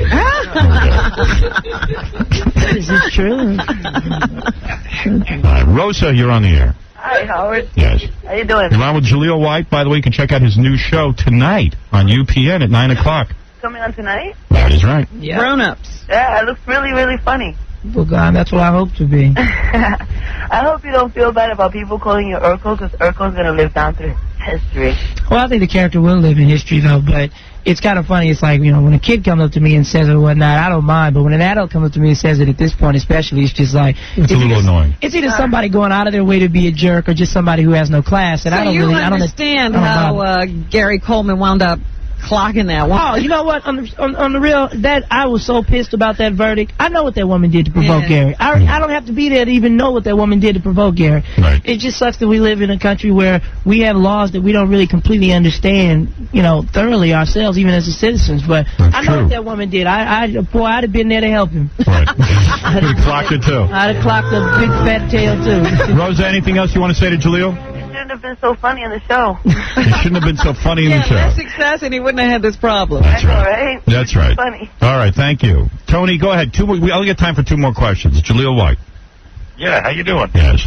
Yes, Howard. Yes. Listen, man, I want to ask Jaleel, do you plan to attend the Million Youth March? The Million Youth March, will you be? Million Youth March? Well, I'm an adult now, so whenever they have the Million Adult March, I'll That's right. That's when you're going to show up to that. I'll show up to that one. Yeah. You got to be careful at the Million Youth March. I don't know what's going on with that one. Bob, go ahead. How you doing, Howard? How's everybody? All right, man. Listen to you guys since '86. You guys got me through law school. Good. Got a question for you guys. Yeah? I always see him. I always see you courtside at Knicks games, first row. Yeah. And I always wanted to know, how do these celebrities get these tickets that everyone is dying for? How does that happen? The Knicks set you up with that, don't they? Nah, not the Knicks necessarily. The Knicks do sometimes. I think they take care of Puff right now. Right. Puff Daddy is the man, yeah. Puff Daddy's the man. You're not going to knock Puff for his seats. How do you get those front row seats? No, you end up just, I guess as you move up the ladder of success or whatnot, you end up just making associations with people in the business that Who do you know? Come on. All right, who do you know? Give us the name of the person you know that gets those I can seats. tell you this. Spike Lee's not giving them to me, that's for sure. Right. Spike's not selling his seat for anybody. Well, Spike Lee's been there for a long time, so he actually... moved down. I saw him. He was up here and he actually owns those seats. Yeah. But so you kind of like work your... You know some people. You may end up having a genuine friendship with two guys that own seats, over there and over here. Okay, I get you. So that's how you do it. You got to know people. Yeah, you got to know people, man. All right. Those aren't being bought. All right, one last question. Go ahead, Frank. Yeah, Howard, I just wanted to say it was the mother on the show who was jealous. That show was made for her, was a spin-off from Perfect Strangers, and she even left the show because of he was getting so much fame. Wow. So it wasn't the dad who was upset. You guys wanted to bash Reggie, though. Yeah, but it wasn't Reggie. No, not really. Reggie was not jealous. Reggie, huh? He was nice to you. I think Reggie definitely grew into it, and after a while, he really became a really endearing person. Right, but the The mom... mom was the one. Would she yell at you Who and even stuff? noticed her? Hey, man, I got no words for that chick. Really? Is that We bad? don't even know her name. I got no words for that chick. Really? I feel like by mentioning her name, I might be helping her career at this point. Really? So. Really? Has she tried to get in touch with you now that you have the new show on UPN? Not at all. Not at all. She knows better. She knows better. She knows better. How could you be mean to a little kid, though? I mean, She knows better. was she mean to you? I mean, what do you want? A big fat yes? Yes. I want a big fat yes. Yes, I do. I want to drag it out of you. There's a book in you, my friend. There is one. There is one. All right, Jaleel White, his new show is called Grown Ups. It'll be on tonight. Check it out on UPN at 9 o'clock. He's doing the promotional tour. All right. And leaving here to go to The View. I want to know your honest opinion. So, seriously, tomorrow you just lay it on me. You watch the show. And I will watch it. You're happy with the show, and you're ready to be reviewed by me. I'm ready to be reviewed by you. And you're in bed with chicks on this show. I'm in bed with chicks. Are they hot? Hot, fine women. And what are they wearing when you're in bed? And they're wearing bodysuits. Nice. Do you get aroused when you're in the bed with these girls? You know what's so funny? I was so worried about that. Of course you do. Worried about You're a man. But you got the sound effects, boy. But you've got so many people working around. You're concentrating on what you're doing. I'm serious. That's what happened. You just didn't. It didn't. He happen obviously like can that. focus, Howard. I bet you have a big one. Whoa. I bet you do. I bet you do. I see the way you matured. Are you well hung? Is there a rattlesnake in your pants? Is there a rattlesnake in my pants? I'm very small, I'll admit it. Woo. When I was on the set of Private Parts, in the bathtub scene, and I also was in bed with Mary McCormick, I was aroused the whole time. I didn't care who was around. But nobody knew. Nope, no. It was almost undetectable. But I'm telling you, I swear to you this is the truth. I'm not saying it for radio. I was aroused in these scenes. I mean, it was fabulous. I can imagine if you really start going at it. Yes. You don't make out and stuff with them in this scene. Well, I do, but it didn't really get horizontal, It's still television, so it's not ever going to get real horizontal. I'm not going to be Wesley Snipes and Mo Better Blues, Right. putting it down for his cause. Are you aroused right now? I just want to know. Absolutely. Absolutely this not. interview did not arouse. You're a real professional. I am so flaccid right now. Really? Good. All right. That's all I want to know. All right, so it's called Grown Ups. There are chicks that are nude in this show. They can do that on UPN. What time? 9 o'clock. All right. You think you'll get aroused when you talk to Star Jones later today? I doubt it. I'll keep it professional. Right, keep it professional. I'll keep it professional. Grown Ups can be seen Monday nights. That's tonight at 9 o'clock. So thanks, Jaleel, for stopping by. It's always good to have you here. Always good talking to you. And we will be back After these messages. Is it true you have an honorary black belt in Taekwondo? Honorary? Yeah. What is that? Man, you know all my business. What is it? What's the secret? That's what I want to know. What do you mean by honorary? Honorary. It's kind of like when people go to colleges, they get degrees, and they just handed them. So you don't know? So you don't know karate? No, I know crazy. I don't know karate. You been in any fights? Yeah, when I was a kid. Really? When I was a kid, but now, shoot, the only thing that's going to take me is, that's only going to take me to a court. Right, can you kick some ass, though? Put it this way, you never know what a man will do when he's pushing against the wall. I know, I fought Fred once. Would you like to use karate on that broad from the old show? The mom? Howard, you know exactly what buttons to push. What? He's actually got a pretty interesting story of what happened when he got picked on at school. His dad had to come down to school and kick the crap out of him. Your dad had to kick some ass for you? No, my daddy. Man, dear, I was almost out of here. You were almost I was done. almost out of here. Did your father come to school and take care of us? No, I was a young kid, probably about 7th, 8th grade. Right. Just, His father didn't want to kill his investment. Yeah, kid who That made some really money is earner. trouble. Yeah. 200-pound kid, just used to flick pencils in the back of my head in class. So, We've all been there. I guess I took the passive-aggressive approach, and I picked up the pencils and stuck them in my backpack and said, hey, man, if you want to keep flicking pencils at me, you're going to buy a whole lot of pencils. Right. So he comes up to me and says, I want my pencils back. And next thing I know, I'm getting launched across the back of the classroom. So I broke out. I didn't even think about fighting. I mean, this guy's just huge. Right, there was no way you were winning. My dad came back to school with me and helped you out. Yeah, no, he just came back to school with me. He was like, I just want to see the kid. I want to see the kid. My dad was small when he was young, and I guess he went in the classroom and he said something to the kid. Next thing I know, the kid ran into the next classroom and he's talking about getting his homies. Oh, man. That's it. I'm going to get my homies. And I mean, the funniest part about this is the funniest part. But didn't you grow up in some rich neighborhood? No, I did not. I'm telling you, I grew up in a very nice neighborhood. Right. But, when Pasadena's kind of funny. You got to go to school on the bad side of Pasadena, even if you live on the good side of Pasadena. Really? Where are these teachers? I mean, were there teachers while you're being lost? Oh, yeah, definitely. I mean, look, you got to pick these public schools carefully, man. These teachers don't give a darn. No. I mean, I took Spanish at this school, man, and all I learned was how to play poker. Where are you living now, like in Beverly Hills or something? No, I live near school. I live near UCLA. You do? Yeah. You drive a fancy car? I drive a What do you got? You got a truck? Yeah. Cops pull you over all the time? Cops pull you over. They do. Cops do pull you over. And then what do you do? Like, hey, listen, man, I was Urkel on TV. My address is... Not even, you got your jerk redneck cops out there, and then you got your nice cops out there. So I deal with people based on what they're giving me. All right, there you go. The whole situation out there. It's tough. It seems like it's tough. You know what you need? An Urkel license plate. Oh, yeah, that's exactly what I need. Cops will leave you alone. That's exactly what I All right, the new sitcom Grown Ups. Check it out on UPN. Tonight, 9 o'clock. That's right. There's your car right now. I hear it. All right, at 9 o'clock, check out the new show. And I'm gonna watch it, and I'm going to look to see you with your shirt off and see these girls in bed with you. I think you'll like this. I bet you I will. All right, we'll be back right after these words. I sympathize with him because here he is, the father of America, and he can't come out of the closet. Howard Stern.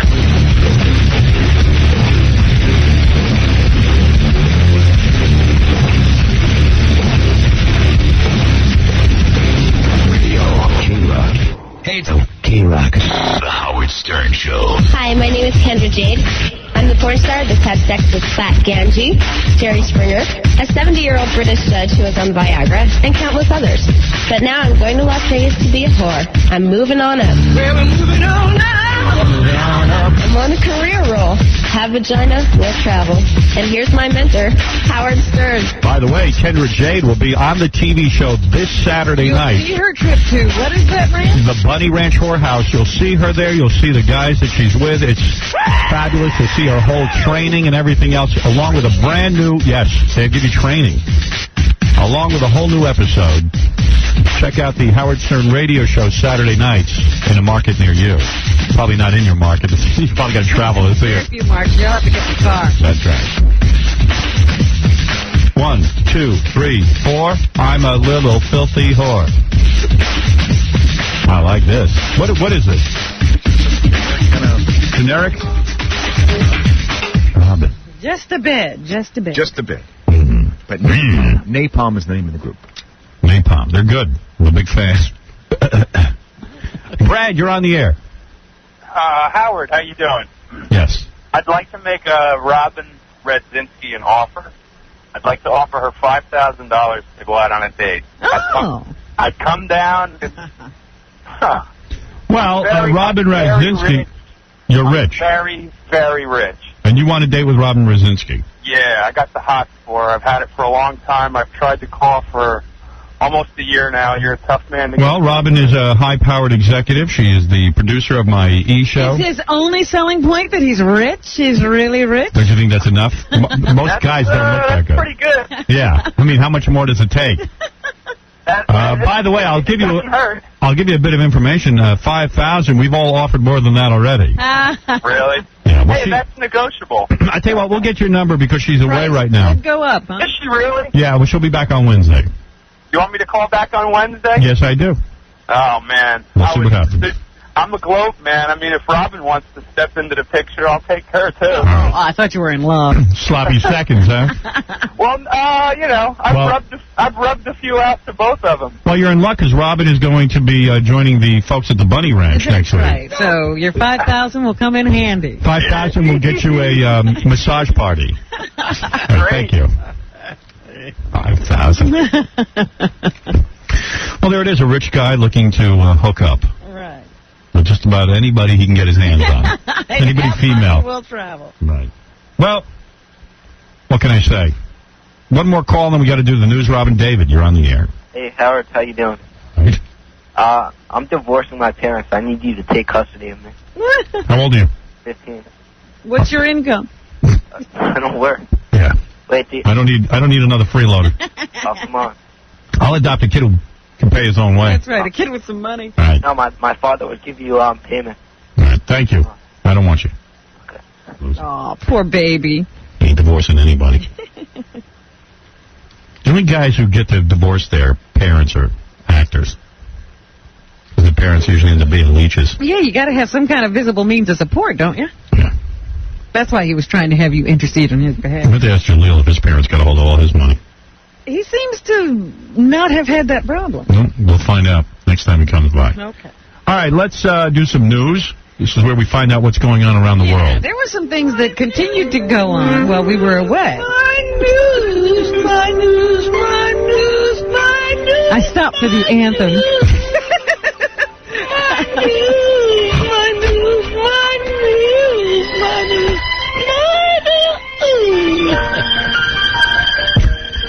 How dare it, but the world continues even as we vacation. What happened while we were away? Well, first of all, there's a big announcement from Montel Williams. He is suffering from multiple sclerosis. You know, I'm the kind of guy, I feel bad for Montel. I saw that. I hate to see that, you know, someone is sick. Mm-hmm. But, I watch, I'm such a callous person. I noticed his wife got very fat. Really? I didn't see her. He married a hot stripper. And she was a stripper, yeah. She put on quite a few pounds. Well, that's got to bother him. He stuck with her. Everybody thought it was about the bod. It still could be about the bod. You think it's what made him sick? That's right. No, but I thought that was, because here's a guy who likes working out, he always like on the muscle magazines. Right. Life sucks because no matter how good you take care of yourself, you still get something. I know. Like, I've been sick for 3 weeks. I'm sure I got something. He said he'd been suffering with symptoms for a number of years, and nobody could really figure out what it was. What were his symptoms? I don't know. I'm sure I have all of them. Yeah, probably. Yeah. Every disease, I'll give you a hint, every disease has the same symptoms. Yeah, right. You feel tired, you're achy, nauseous. Sleepy, you're tired, you have no energy. That's my whole life. And it could be something, but maybe not. Your bald head gets shiny. Well, I feel bad for the guy. Yeah, and so they do say he has the form that can go into remission, and he's on some experimental drug. Mm-hmm. But he made that announcement the other day, and he's going to try to raise money for the disease, etc. It's the same thing that Annette Funicello has. Right, and she's really doing real well. No, she's messed up. Yeah. But there you go. He'll continue to do his show. He's doing that talk show. Yeah, that sucks, but yeah. You know what, man? I don't know. You hit your 40s, crap goes wrong, most likely. Hey. Everybody I know. It can happen at any time. Everybody I know is sick. They got cancer or something. I know. Everybody seems to be getting prostate cancer. Yeah. check that prostate. Fred has migraines. Whoever thought that would happen? Migraine. Wow. Migraine. Migraine's a great way to say it. He's probably got a tumor. That's what it is. No, no. I had it examined. Did you? Did you go to your CAT scan? I had an MRI. What is that? Dear. Yeah. What's an MRI? It's like where they take pictures of your brain. Did you have to go in that funnel? They actually found one, yeah. Oh, did you have to go in that in funnel? a little tube. Did you put your head in there? They say it's very scary that you get claustrophobic in there. I just kept my eyes closed and it doesn't bother you.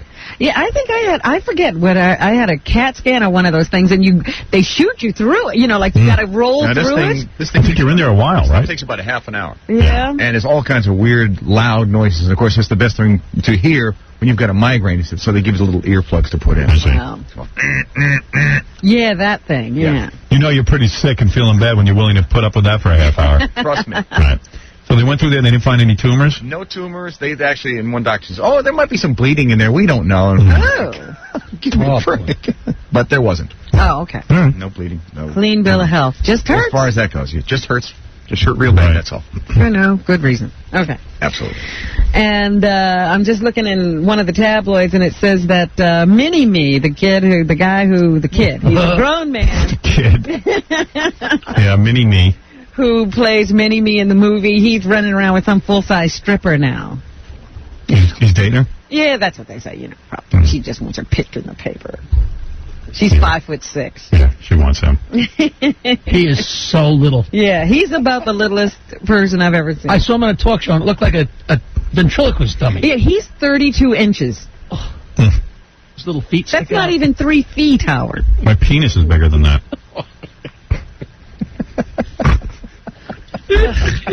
We got to interview him. Would you be willing to sit at a Yankee game? On a box. String. Alan Thicke has left his beauty queen wife. No. Yeah. Wow. They say after What? 5 years, it's Splitsville. No kidding. Yeah. She's 29. It's time to go. You think, is she leaving him or is he leaving her? Well, they say that they're living apart, and he's telling friends that they've split up. 5 years after marrying the ex-beauty queen. Well, there you go. To be his daughter, the 52-year-old actor and his wife, Gina, who is 29, are living in separate homes miles away from each other. Well, I'll tell you something. If that isn't a lesson to guys, he married a beauty queen. Did you see pictures of this girl? She's the most beautiful girl in the world. Man. And after 5 years, he got tired of her. How can relationships last? Whew. It's like the Billy Joel thing. Oh, she's the love of my life. Remember what he used to say? Yeah. She's so beautiful. I love her so much. Trading them in like cars.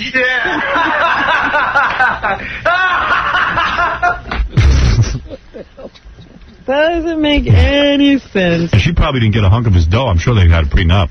Well, who knows? Who knows? She's got a kid or two, but Oh, boy. you know, Oy vey. there's children involved. Well, guess who has the migraine now? Alan Thicke. Fred, no wonder it left you. He took yours. Alan Thicke. Yeah. Just went transcontinental. It went from Fred to Alan Thicke. Elizabeth Taylor fell down and broke her back while we were away. Yeah, and Humpty Dumpty had a great fall. So what? Let's continue.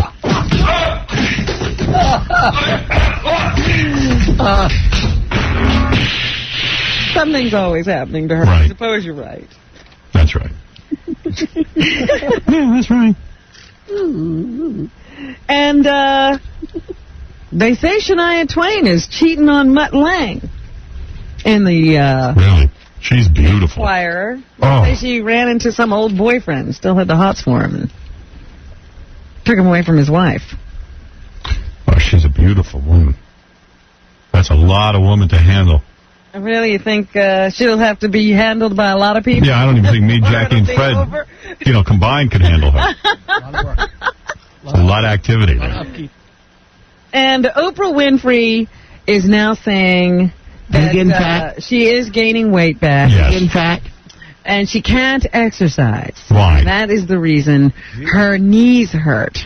So there's no exercise she can do? Her jogging, she has destroyed her knees. Yeah, my knee was hurting me, but I haven't run in like 3 weeks because I was sick. Mm-hmm. But I know what she means. He says the years of running and stair climbing, according to the Inquirer. Does she do that much running? Well, she was running like 6 miles a day. A day? And she still wasn't thin? No. But she can't do it anymore. Even the non-impact stuff hurts now. Come on, babe. Isn't there a way she could ride an exercise bike? Well, she said that hurts. That hurts her knees? Everything hurts. How about a Stairmaster? That hurts. And what about a Pilates? That hurts. And you're telling me that she can't cut down on her eating? That hurts. That hurts too. I don't believe in you. So she can't lose weight anymore. Yeah, me too. Everything hurts. Hey, everybody. So those are some of the things that happened while we were away. Just like to keep you updated. All right. On that sort of thing. Meanwhile, one of my favorite things used to be to go to the amusement park. Yeah. But these days, you're taking your life into your hands. There was another tragic roller coaster accident this weekend, killing a mother and her 8-year-old daughter. Oh. They were on this roller coaster over in New Jersey. And it started to ascend, and then it rolled backwards, banging into another roller coaster that people were getting into. And the mother and daughter fell 30 feet to their deaths. Well, listen, once in a while these things have mechanical error. Well, there's been a lot of them lately. Yeah. This happened at Wonderland Pier in Ocean City, New Jersey.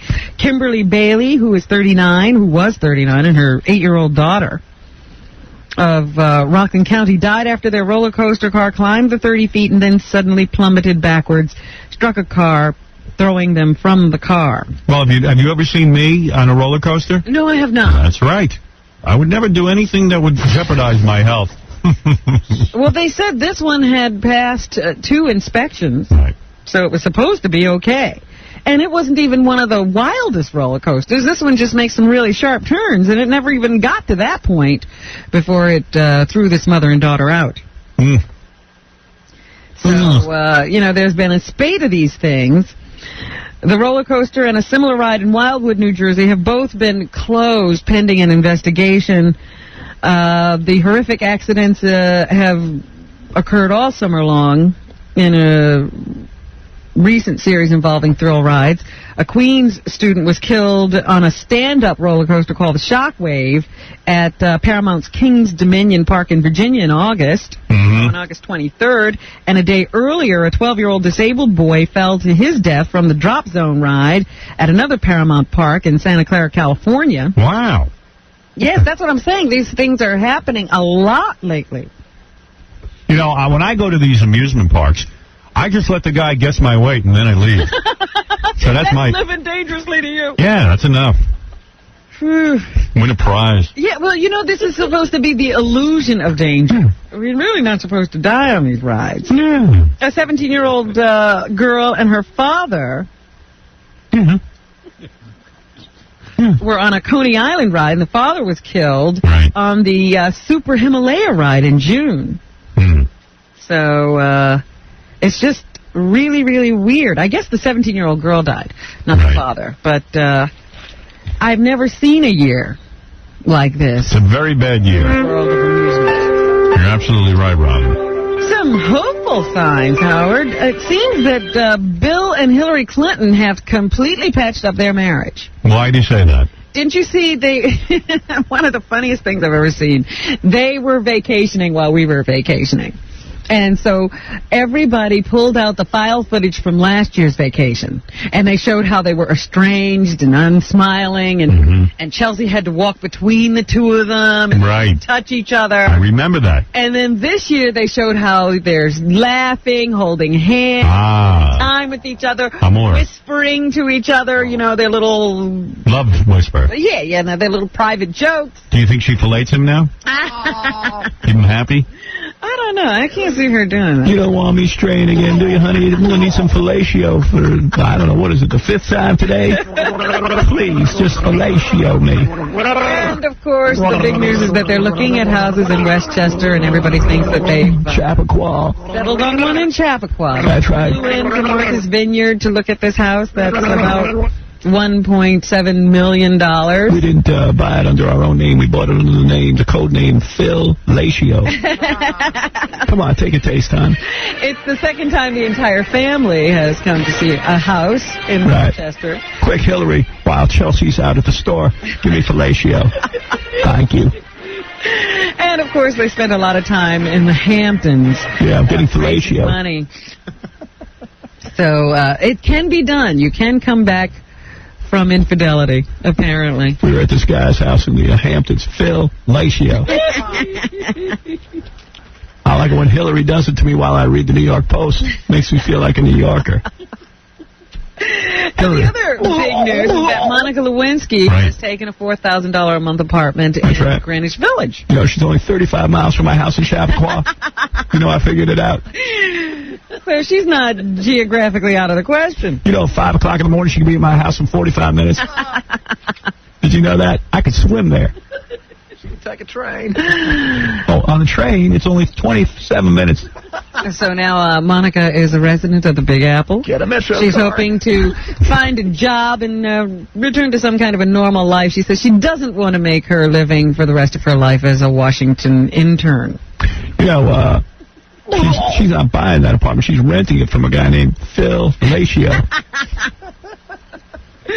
Could you use that joke one more time? His wife's name is B. B. Lomi.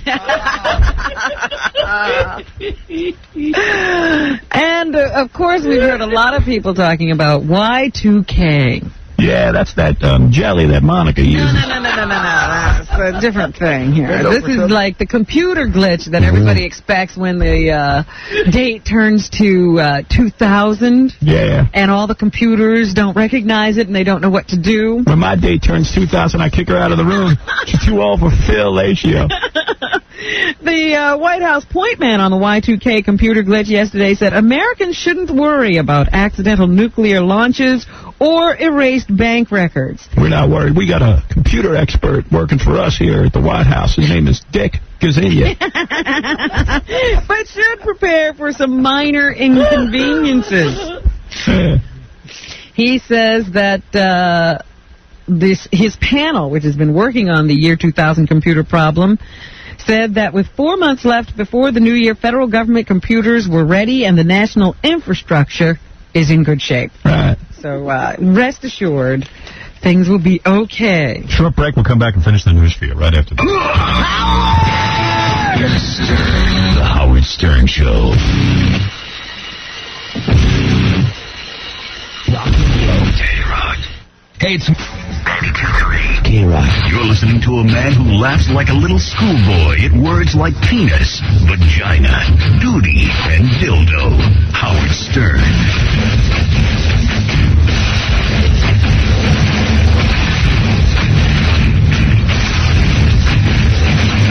Hey now. Hey now. Hey now. Greg. Yes, how you doing? What is it? Howard, I have a quick question. I bet my best friend $500 that Allison, your wife, didn't play any scenes in the movie.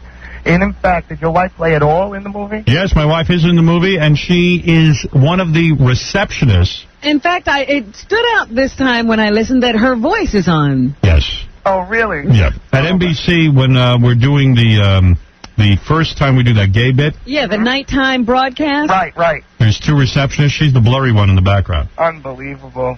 Hey, I got another question. Can you loan me $500? I gotta pay that debt. Funny guy. Funny guy.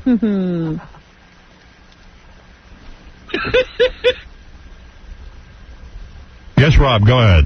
Howard, I'm a huge fan. You're very honest with your fans. Thank you. Why didn't you tell us about the nose job? I didn't have a nose job. Yeah, I'm going to have one, though. I know I'm building up into... I know you did, man. How do you know anything? When you have a nose this big, how would I have one? You got something done before the movie. No. Really? Look at the size of the goddamn thing before the movie. What are you talking about? Take a look at the nose on me in the movie. You look good in the movie, man. I don't look good in the movie. But why would you hide that from us? Okay. And then listen, you got a nice prize. I won't mention a certain boob job too. I got a boob job. Thank you. Wow, you've been busy. Somebody I know did there. I won't mention it. Robin? Jackie got a boob job? Robin had a breast reduction? Yeah, there's always Hey, said did that. you guys ever see that on the Celebrity Skin? You can just make out Robin's boobs in one of them. Yes, we've seen it. Yeah, that's cool. Very beautiful. Yeah, gorgeous. Nothing to be embarrassed about, Robin. Listen, man, huge fan. You're the best. So ridiculous. Yeah, go ahead, Robin. There are a lot of things that make you question the existence of God. Not the least of which is that Cardinal O'Connor is sick. Right, he should live forever. Well, who's had more prayers already? I mean, he's praying every day, supposedly. Well, God moves in mysterious ways. I guess I just don't understand. So anyway, yesterday, of course, was the big day, Sunday.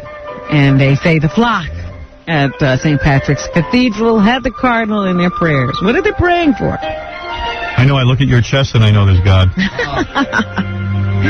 I don't understand. The Cardinal isn't supposed to get sick. He prays all the time.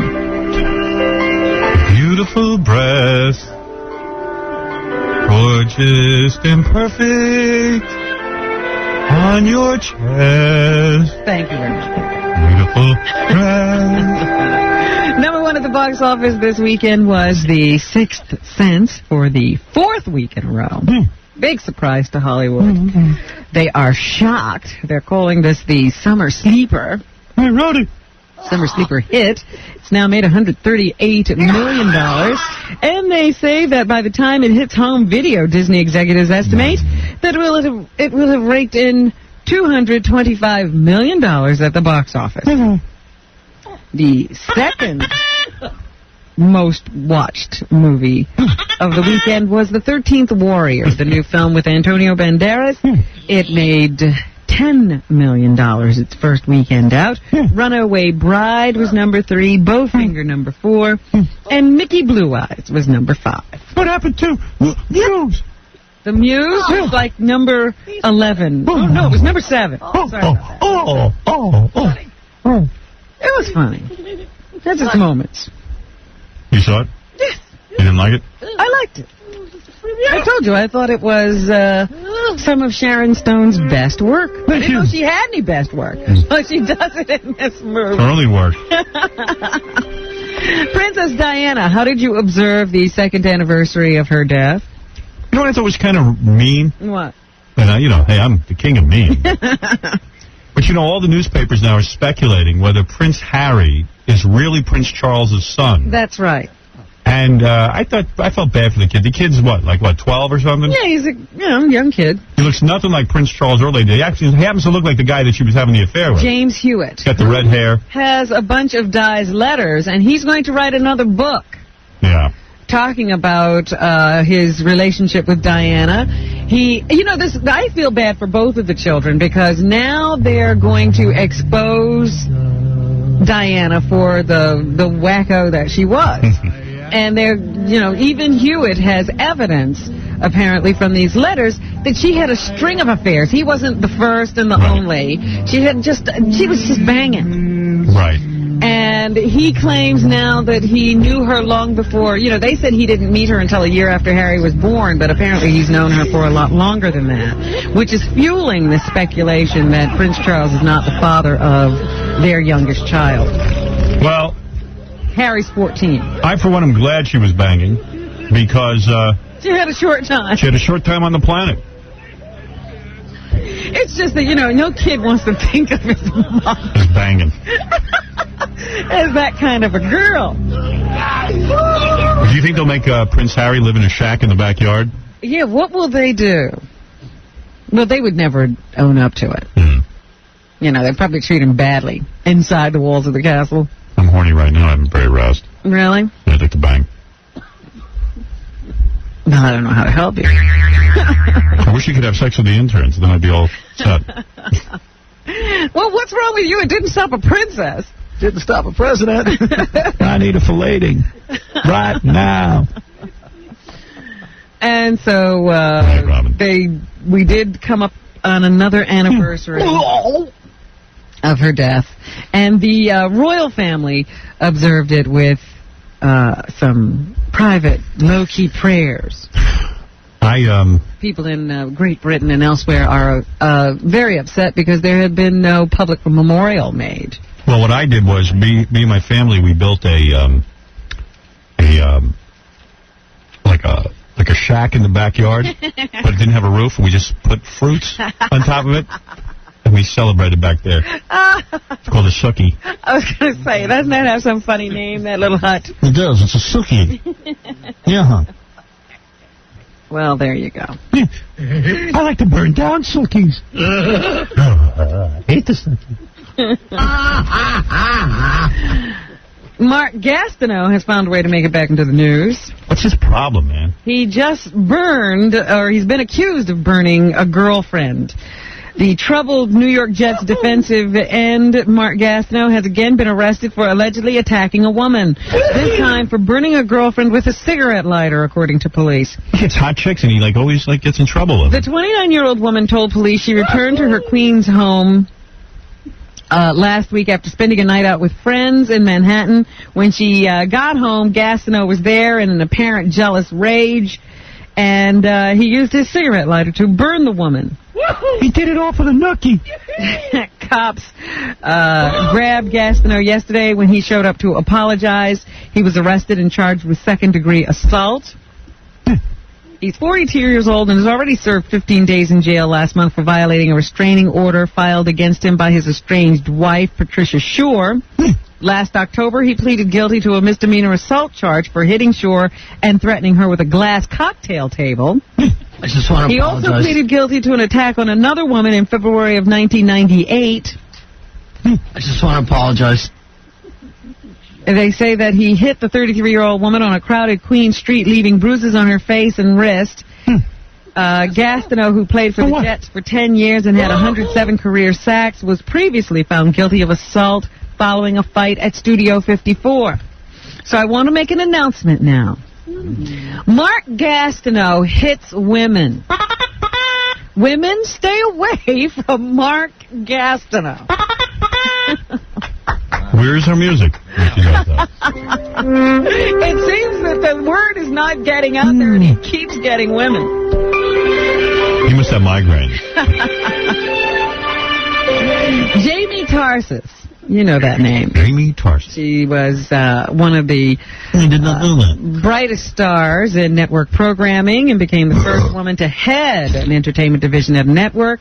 And now she has left ABC. So what? She said she couldn't take it anymore. No. There's a lot of pressure. She was constantly being watched. There was speculation about everything she did. And she finally got to the point where she said, you know, how much of this is a person supposed to take? She left with no particular prospects, but she said she'd like to get back into the production end of television, to develop TV shows. I am in the production end. I presently have 2 shows in production. Mm-hmm. And it's no bed of roses, Robin. No. Very difficult. That's your warning to her. Tough all over, huh? That's right, honey. Football legend and part-time actor Jim Brown is in legal trouble. He's been accused of threatening to kill his 25-year-old wife, Monique. Yes, sir? For allegedly snapping her neck during a fight earlier this year. Yeah, I wrestled Nancy today on the lawn. Around if he snapped her neck? He's a strong guy. During the opening statements of a trial in Los Angeles... He wears a Kofi, do you know that? Kofi is what it's called. Attorney Grace Lee said in her opening statement that Brown has a history of domestic violence. I want to make an announcement to all women out there. Where's my music? Where's Howard's music? I want to put... 63 years old and has pleaded not guilty to misdemeanor charges of making terrorist threats and vandalism. If convicted, he faces 18 months in jail and a $2,000 fine. Put Mark Gastineau and Jim Brown in a room nude and let them wrestle it out. Mrs. Brown denies her initial assault claims, saying she actually called authorities to get some attention. And Mrs. Brown has a lovely daughter. That's funny. I love that. So what do you make of that? I don't know what to make of it, Robin. What are we talking about? She now says, the wife now says, he didn't do anything to me. I was just calling to get some attention. He's on trial and could go to jail if found guilty. They should throw her in jail then. Another reason is she's also had PMS. That was the reason she made that phone call. Wow. That's not a joke. Fred has migraine. Fred has migraine, and he changed his name. He must have migraines. He's talking in his own voice. What else is in the news, Robin? Oh, goodness. Oscar nominee and drug addict Robert Downey Jr. There's a good slash. Is about to, well, he has started serving his 3-year sentence in California's Cochran State Prison. Cochran. My. Went in on Thursday. He's now at the prison in their substance abuse unit, a facility that houses 7,000 other inmates. So I'm sure I got some personal attention. When the Associated Press asked if Downey would get preferential treatment, a prison representative said negative. He's an inmate, and that's what he is to us. Yeah. So there. I'm living better than Robert Downey Jr. He has been credited with the time he spent in rehab, so he'll do about a year of jail time, they say. He's in Cochran prison. I wonder why they call it Cochran. Hurricane Dennis is bearing down on some parts of our southern coast, Howard. Nobody knows exactly where it's going to turn and what it's going to do after it makes that turn. It is a very far-reaching storm and unpredictable. Here is Max Mayfield of the National Hurricane Center in Miami. He says forecasters will be watching Dennis for the next few days. The hurricane will turn more towards the northeast.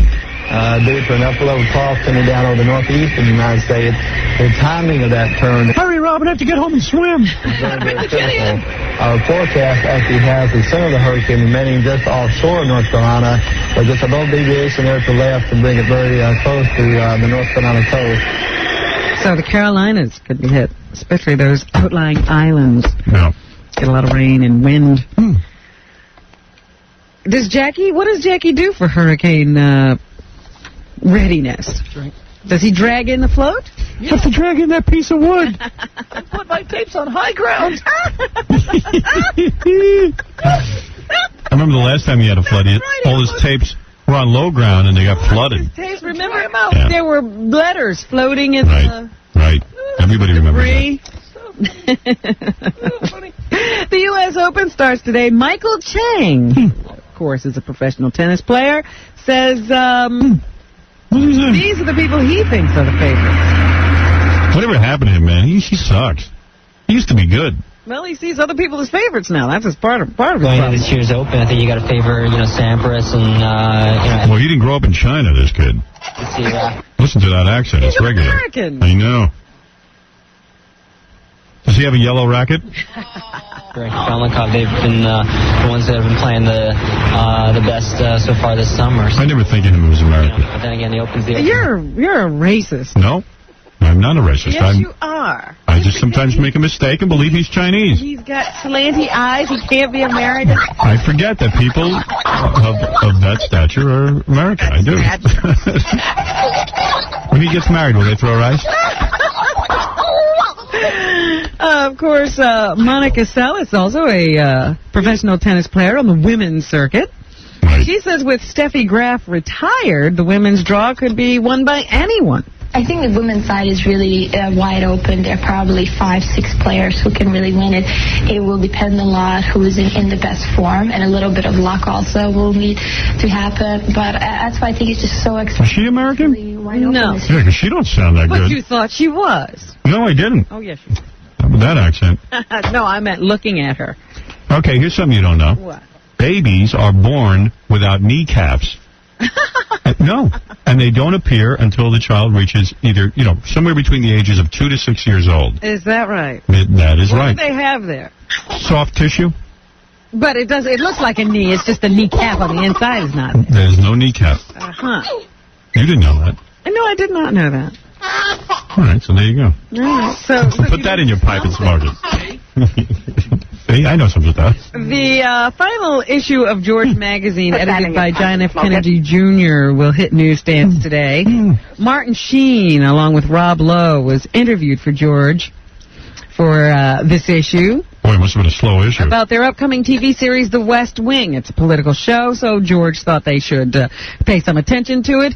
Here, Martin Sheen talks about learning of JFK Jr.'s death. We were going from that very interview to a wardrobe fitting for the photo shoot the next day. And I learned about the missing plane in the car coming over here that day, Saturday morning. And I thought that, you know, things would probably be canceled and so forth. They said, no, he wanted this, and the photographer was coming in from London, and this kid didn't hear about it till he landed, you know. So it was just heartbreaking. And he was a good friend of his, this young fellow that took the pictures. Ooh. Rob Lowe talks about the death of JFK and how it has affected him. He was working on the West Wing profile on the day. The West Wing. I hope everybody enjoys both episodes before it's canceled. He passed away, and you know, it's hard. It's been difficult. All righty. All righty, Robin. The tribute to JFK issue, George. How soon is that magazine going to be out of business? Well, they're going to try to keep it going now. Yeah, good luck. What this death does for them. They're going to change the content. You were asking about The Muse a little earlier. It's the new Albert Brooks film that's at the box office right now. It's number 7 this weekend. Albert Brooks says the preoccupation with how much money a movie makes leads to less risk-taking by filmmakers. He would say that. The thing about dropping trow is it has a short shelf life. You know, fart jokes are good only up... I must have played the wrong one in there. What is he saying about that, though? He is talking about the glut of gross-out comedy. Oh, I see. To a certain point, but they don't resonate, you know, except literally. They don't, you know, it's hard to stay with you. It's hard to think about or talk about. So... I almost like, in a way, seeing these massive amount of it now because maybe I'm naive, but maybe the audience that's eating that up will get a little bit sick of it. Okay, I don't think so. What is it? Is it bad for us that we know how much money movies are making these days? The whole world is looking more for, you know, the open... Albert Brooks has a plan. If he'll bring people to the movie theater, he won't do it. People want fart jokes. They want big jokes. I'm not giving it to them, and I'm not making a movie that'll make money. That's it. Weekend, the guaranteed hit, studios are less likely to... Studios are a business. They want to make money. Why is he so amazed by that? Oh, I don't think it amazes him. He just wishes that they were also risk-takers on top of it. Oh, yeah. Let him put up his own money for his own films. I'd like to see that. Take a chance. I bet you Albert Brooks never put up his own money for his own films. What are you doing? He's nuts. You know, a person will hold on to his job a lot easier if he makes the 15th movie in a genre and makes a little bit of money than makes the first of a new kind and doesn't. Nobody gets rewarded for that. Oh, my. Brendan Fraser is in a new movie. It's called Dudley Do Right. Now, there's a kid who doesn't read the scripts. Whew. Here he was asked why The Mummy was so successful. They don't even want to talk about Dudley Do Right. Could be it. This kid can't talk either. I know, he's funny. He's like a big dumb ape. Attributed to its sense of fun about itself, that it was a real adventure coupled with dynamic visual imagery and an intelligent... He is George of the Jungle. You know, and I know he's like a guy, but when he starts to talk, he's like... Modern. A lot of good-looking guys do that. Yeah. I know good-looking guys. They don't have a thought in their head. Take on horror. They never had to develop a personality. It's like very manly, is what I'm saying. No, it's not. Okay, classic. Never losing sight of the fact that it's pure entertainment. Right. I don't even know what he's saying. It's almost like Marilyn Monroe. Alec Baldwin, now there's a guy. He opens in a new film on Wednesday. It's by the Farrelly brothers. It's called Outside Providence. He plays a guy called Old Man Dumphy, I think. And when he read the script and saw that that was what his name was going to be, what was his reaction? When they first sent me the script, they didn't... Michael sent me the script because I want to send you a script, read it, tell me what you think. He sent me the script and immediately... Does it sound like it's painful when he talks? It does. He has the Joan Rivers voice. Yeah, I thought I was going to be the evil headmaster of the school. I think I said to him, I said, who's Old Man Dumpf, by the way? He said, you are, Alan. And where does he go within himself to find this character? Guys I grew up with, who had tough working class fathers, who, you know, you can't live your kid's life for you. Only rich people can afford to have their kids monitored all the time. And even they find a way to get where they got to go, to discover what they got to discover. Rich kids are just hooked on a better drug than poor kids. What are you talking about? He's very profound. I don't even get what he's saying. I don't even know what he's talking about. What you talking about, Willis? Martin Lawrence, we talked about him earlier today. They obviously got him before his latest mishap and talked to him. He has a movie opening September 17th. It's called Blue Streak. Right now he's in the hospital after wrapping himself in rubber and running on the pavement in 95-degree heat. I have a brown streak in my underwear. Making his body temperature go up to 107 degrees. But before that, he was asked what appealed to him about this new film. I can't talk right now. I got to go wrap myself up in a rubber suit and run around. What appealed to me about it is the fact that... Is the money. I thought it was a good script. I thought it was such a strong blueprint. So many different elements. You know, being a thief, having to pose as, you know, this detective. All right. I'd rather hear him pass out. And finally today, you never know what's going to happen to you. Do you ever think that, you know, I know that at 20 you never thought you'd be in therapy. Right. At some point in your life. That's true. Trying to figure out what's going on. Yes. But, you know, some people have some weirder turns than that. A 30-year career educator over in Bergen County has been arrested and charged with lewdness. He was at a health club, the Classic Athletic Club, when a 20-year-old male club patron told police that he turned in the shower to see Frank Melia masturbating and staring at him. Yippee! The young man rushed to tell the club management. That must be nuts. I would be so complimented. And told police. And it turns out that this guy was the chief of the schools. Wow. How flattering. If a guy was standing there taking a shower and he was looking at me and he got so hot he started to pleasure himself. You would be flattered. I'd be so flattered. You are so full of it. I am not full of anything. I'm completely empty inside. You are so full of it, you would be disgusted and you would run out of the shower and tell the club officials just like this. No, I wouldn't. I'm telling you I'm not. Listen, you're right. You never predict in your life what's going to happen. Yeah. Like, I never thought I'd be working 5 hours a day with Fred. Ever. And yet here I am as an adult working with him. Well, this guy was released a few hours later with a summons to appear in court on September 16th. Please. He lives in the Franklin Lakes section and is married and has children. That's nice, Robin. Give his address. Oh, no. I got to tell you something. If I saw a guy naked in the shower pleasuring himself to my image, I'd pose down for that guy. Throw me a freaking bone here. I'm telling you, I know you wouldn't. You got so upset with Pee Wee Herman. Well, that was wrong. Because he was in a public place. Yes, but not in the shower. The shower's different. Shower's different. All right, well, that's what's happening. Jackie Penthouse joke page. Marling's What's Happening. His very dirty 79-minute CD, Hot Dog and Donut, is only $12 plus $4 U.S. shipping. Call 1-800-323-KING. And his 3 Oleo CDs are stacked high at all Coconuts and Warehouse because nobody's buying them. For new jokes and filthy 3D joke man, visit jokeland.com. Stop here, get endorsed. Go to jokeland.com. I want to thank Modell's for providing Yankee tickets to us. That was very kind. I want to thank Jaleel White, whose new sitcom, Grown Ups, can be seen Monday nights on UPM at 9 p.m. Eastern and Pacific. Check out the TV show this Saturday night. Among things, Kendra Jade at the Bunny Ranch Whorehouse. Can't believe it. Tomorrow we'll get to Gary's high school reunion. I also want to say, Gary the retard, thank you. He'd like to say hello to Craig the dog-faced boy in Pork Chop. What? Those are his friends. When you're a retard, that's what he... He likes those guys and wanted me to say hi for him. Okay. Also, thank you to the great star, that superstar, Beetlejuice.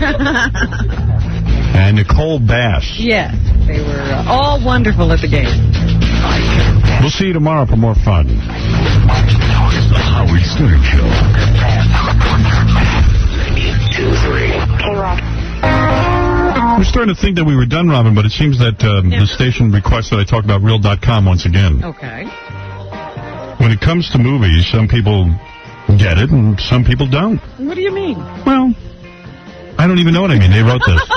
But at Real.com, you'll find they know what they're talking about. I know. Huh? It's the movie capital of the Internet, with all kinds of movie information and reviews, editorials, movie matching. There's all kinds of things going on there. Movie matching. You're supposed to know.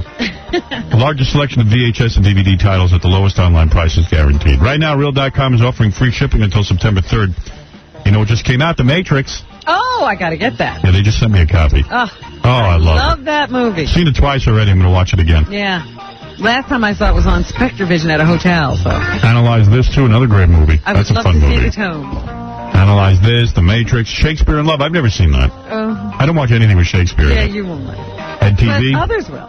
Also, check out Real's 40% off sale on all just announced Disney DVD titles. Okay. Now, if you want to get real about movies, go to Real.com, REEL.com. AOL users type in the keyword Real. And now, with free shipping until September 3rd, Real.com is the best place to buy movies.